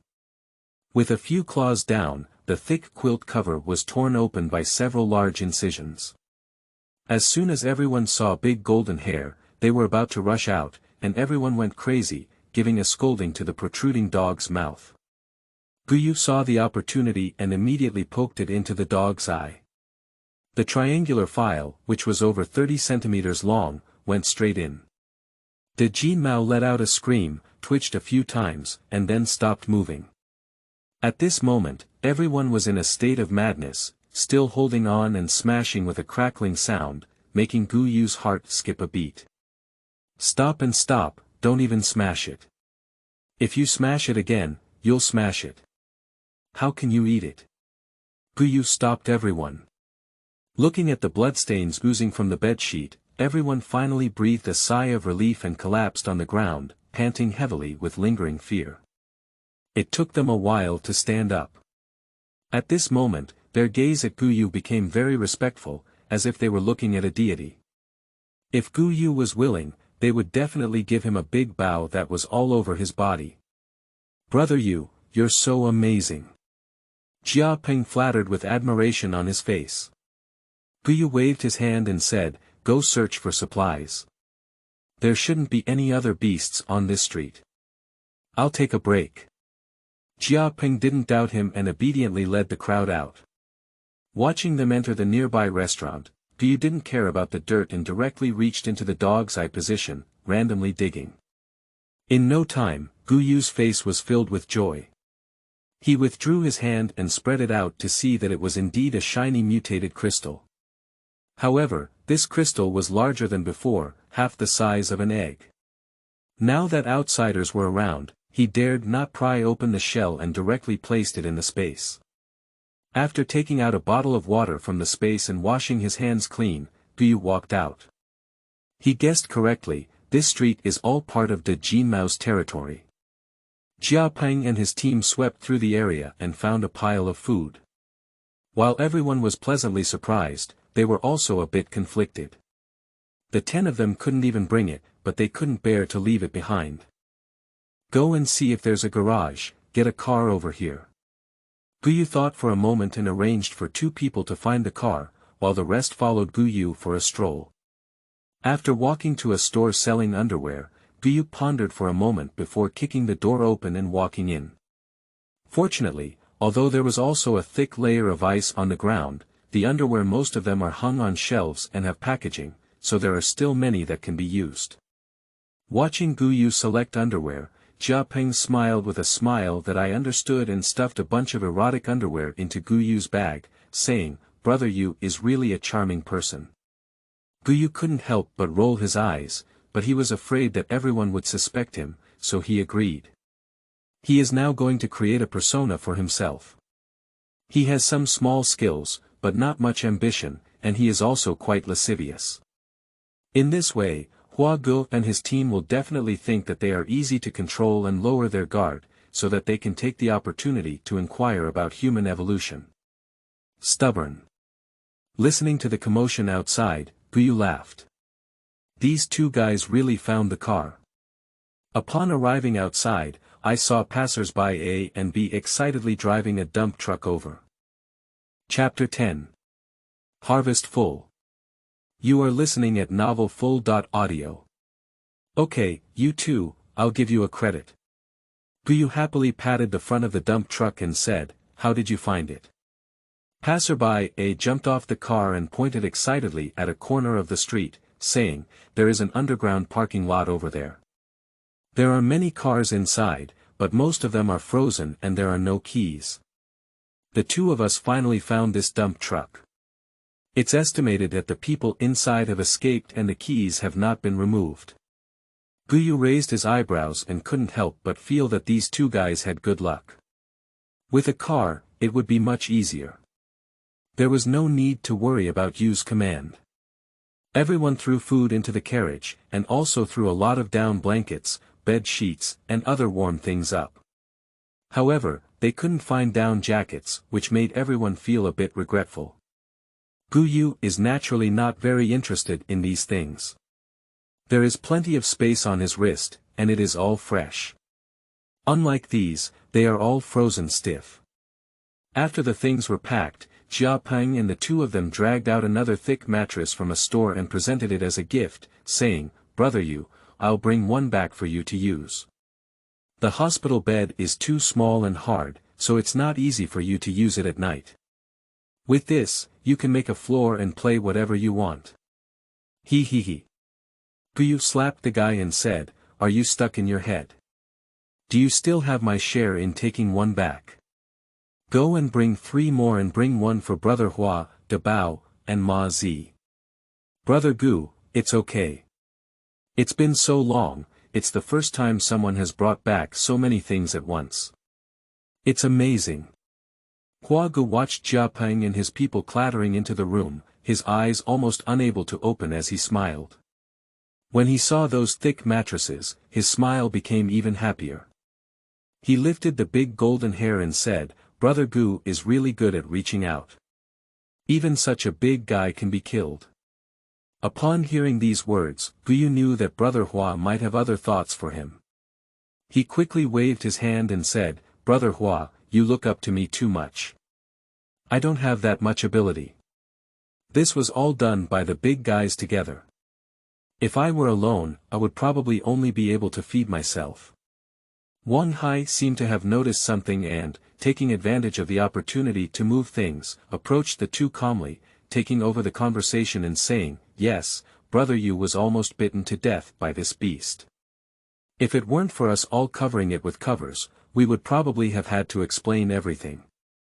After listening to Wang Hai's words, Gu Yu and Hua Gu both breathed a sigh of relief, but they both hid well and didn't show anything on the surface. After moving the things, Brother Hua generously divided out 20% of the items and handed them over to Gu Yu, while the rest moved with people to the large warehouse. After leaving enough food for 2 days with a smile, Gu Yu directly distributed all the things, but he did not give an average score, but instead scored according to the amount of output. Jia Peng received the most portion, enough for him to eat alone for several days, followed by passers-by A and B who found the car. When it was Wang Hai's turn, Gu Yu deliberately handed a few canned meat cans to him, and the two of them exchanged a tacit glance before returning to their respective houses. "How's it going? No one's bothering you, right?" Gu Yu returned to the room and threw his backpack to Du Yuan. Du Yuan was laying bedding on the mattress when he saw Gu Yu coming back. He immediately stood up attentively, handing towels and pouring water, and finally turned behind him to massage his shoulders. Those who have been to the hospital know that the chairs in the ward are very small and there is no backrest. Du Yuan almost hugged Gu Yu and massaged him, feeling the softness coming from behind his head and the tight fingers on his shoulders. Gu Yu couldn't help but breathe comfortably. "No one bothers me, are you hungry? I'll give you something to eat." Gu Yu shook his head and said, "You can eat it yourself. I just ate it downstairs." She patted Du Yuan's leg and gestured for her to go eat. Du Yuan obediently let go of his hand and carefully took out bread and water from the backpack left for Gu Yu before he left. Gu Yu glanced and realized that there was nothing missing in the backpack. Surprisingly, this woman hadn't eaten anything for a whole day. "I gave you something to eat, what did you keep for? Isn't it uncomfortable not to eat for a day?" Du Yuan shook his head and said, "I'm a woman, just eat less. I've heard them say that people like me can only rely on you to search for supplies to make a living. If I save a little, you can also be more relaxed." Gu Yu waved his hand with a wry smile and said, "Just let go and eat, there's no need to save. I've brought back a lot of things, enough for you to eat for 3 to 5 days. I don't need to do this in the future. As a big man, I can still raise you without any problem." Upon hearing Gu Yu's words, Du Yuan's eyes immediately turned red, tears streaming down her face. As she spoke, her sharp chin fell onto the bread, and she ate it with tears in her mouth. Seeing that she didn't plan to eat anymore, Gu Yu shook his head and took out a canned beef from his backpack. He opened it and stuffed it into her hand, saying, "Hurry up and eat it. After finishing, give me a massage. I've been tinkering around for a long time and I'm exhausted." After Gu Yu finished speaking, he didn't look at her and went straight to the bathroom to wash up. Thanks to the hospital, the underground water tanks are relatively deep, and there is a pipe connecting to the well, allowing them to have enough water available. However, if they need hot water, they have to go downstairs to fill it themselves. Du Yuan was very careful and filled 3 thermos bottles with hot water early on. After washing himself clean with 2 pots of hot water, Gu Yu changed into a thick winter pajama and finally walked out. Du Yuan was not surprised by the thick pajamas worn by Gu Yu. Anyway, when someone gave away the thick mattress just now, they also gave away a lot of things, so it is estimated that the pajamas are also inside. After Gu Yu came out, he saw Du Yuan sorting out the things in the backpack today, and blush. Apart from food and drink, the noodles there were all underwear, and several of them were presented by Jia Peng. That Gu Yu was so dry that he didn't know how to explain, but seeing Du Yuan's expression, he knew that his explanation was useless, so he decided not to explain. "Sleeping too crowded in bed, I thought it would be more comfortable to lay on the floor, but after trying it out, I couldn't bear it anymore." The cool breeze blew in through the crack of the door, making him feel uncomfortable all over.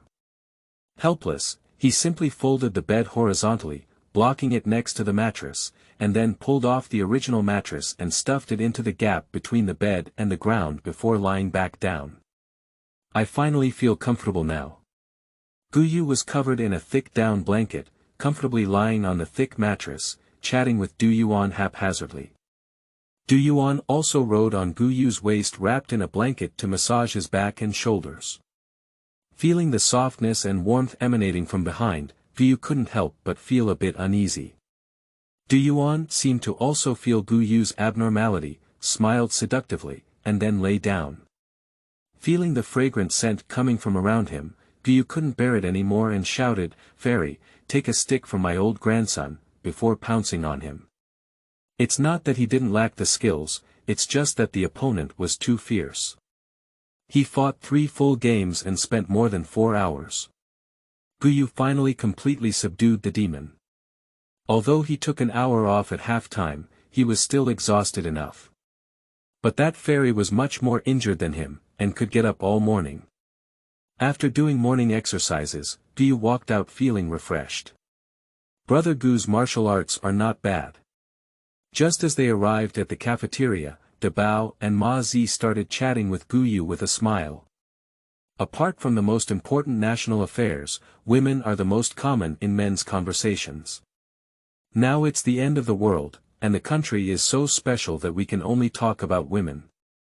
Guyu looked around and didn't notice Hua Gu, so he curiously asked. Dabao looked at Guyu with a knowing expression on his face and said, "Speaking of which, I really need to thank Brother Gu for his mattress this time.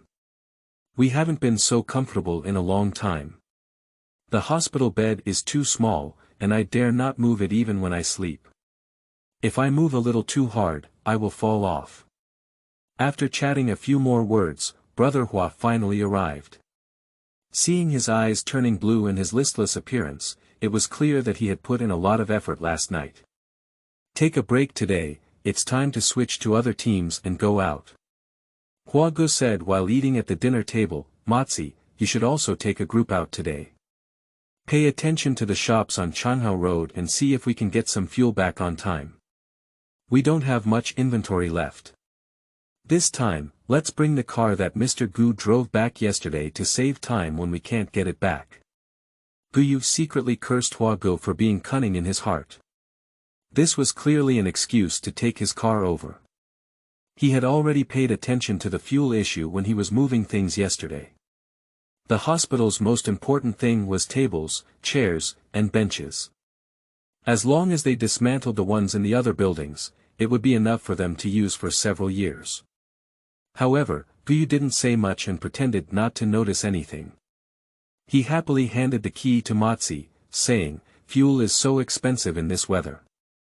Matzi, please bring some back, otherwise we people will be freezing." Hua Ji's face lit up with joy, he smiled and patted his pockmarks, saying, "Besides fuel, if you come across a high-quality woman, bring it back to Gu Lao Di. There are already several rooms in our area, but Gu Lao Di only has one. That's not enough." Ma Zi patted his chest and said, "Don't worry, this matter will be left to me. There are several large hotels on Changhao Road. When I walk around, I will definitely bring you 2 top-quality ones." Guyu was overjoyed and grabbed Matzi's hand excitedly, saying, "Then I can rely on Matzi Go for your happiness, ha ha ha." After chatting for a while, the 4 of them went back satisfied. In this bloodless battle, Brother Hua believed he had obtained what he wanted and also gained Guyu's loyalty. On the other hand, Guyu let Hua Gu let go of his guard, and he was one step closer to inquiring about his evolution. As it was almost 2 o'clock in the afternoon, Guyu listened to the noisy voices coming from downstairs, immediately opened his eyes, put on his coat, and walked out. As they looked outside, Guyu's eyelids couldn't help but jump a few times.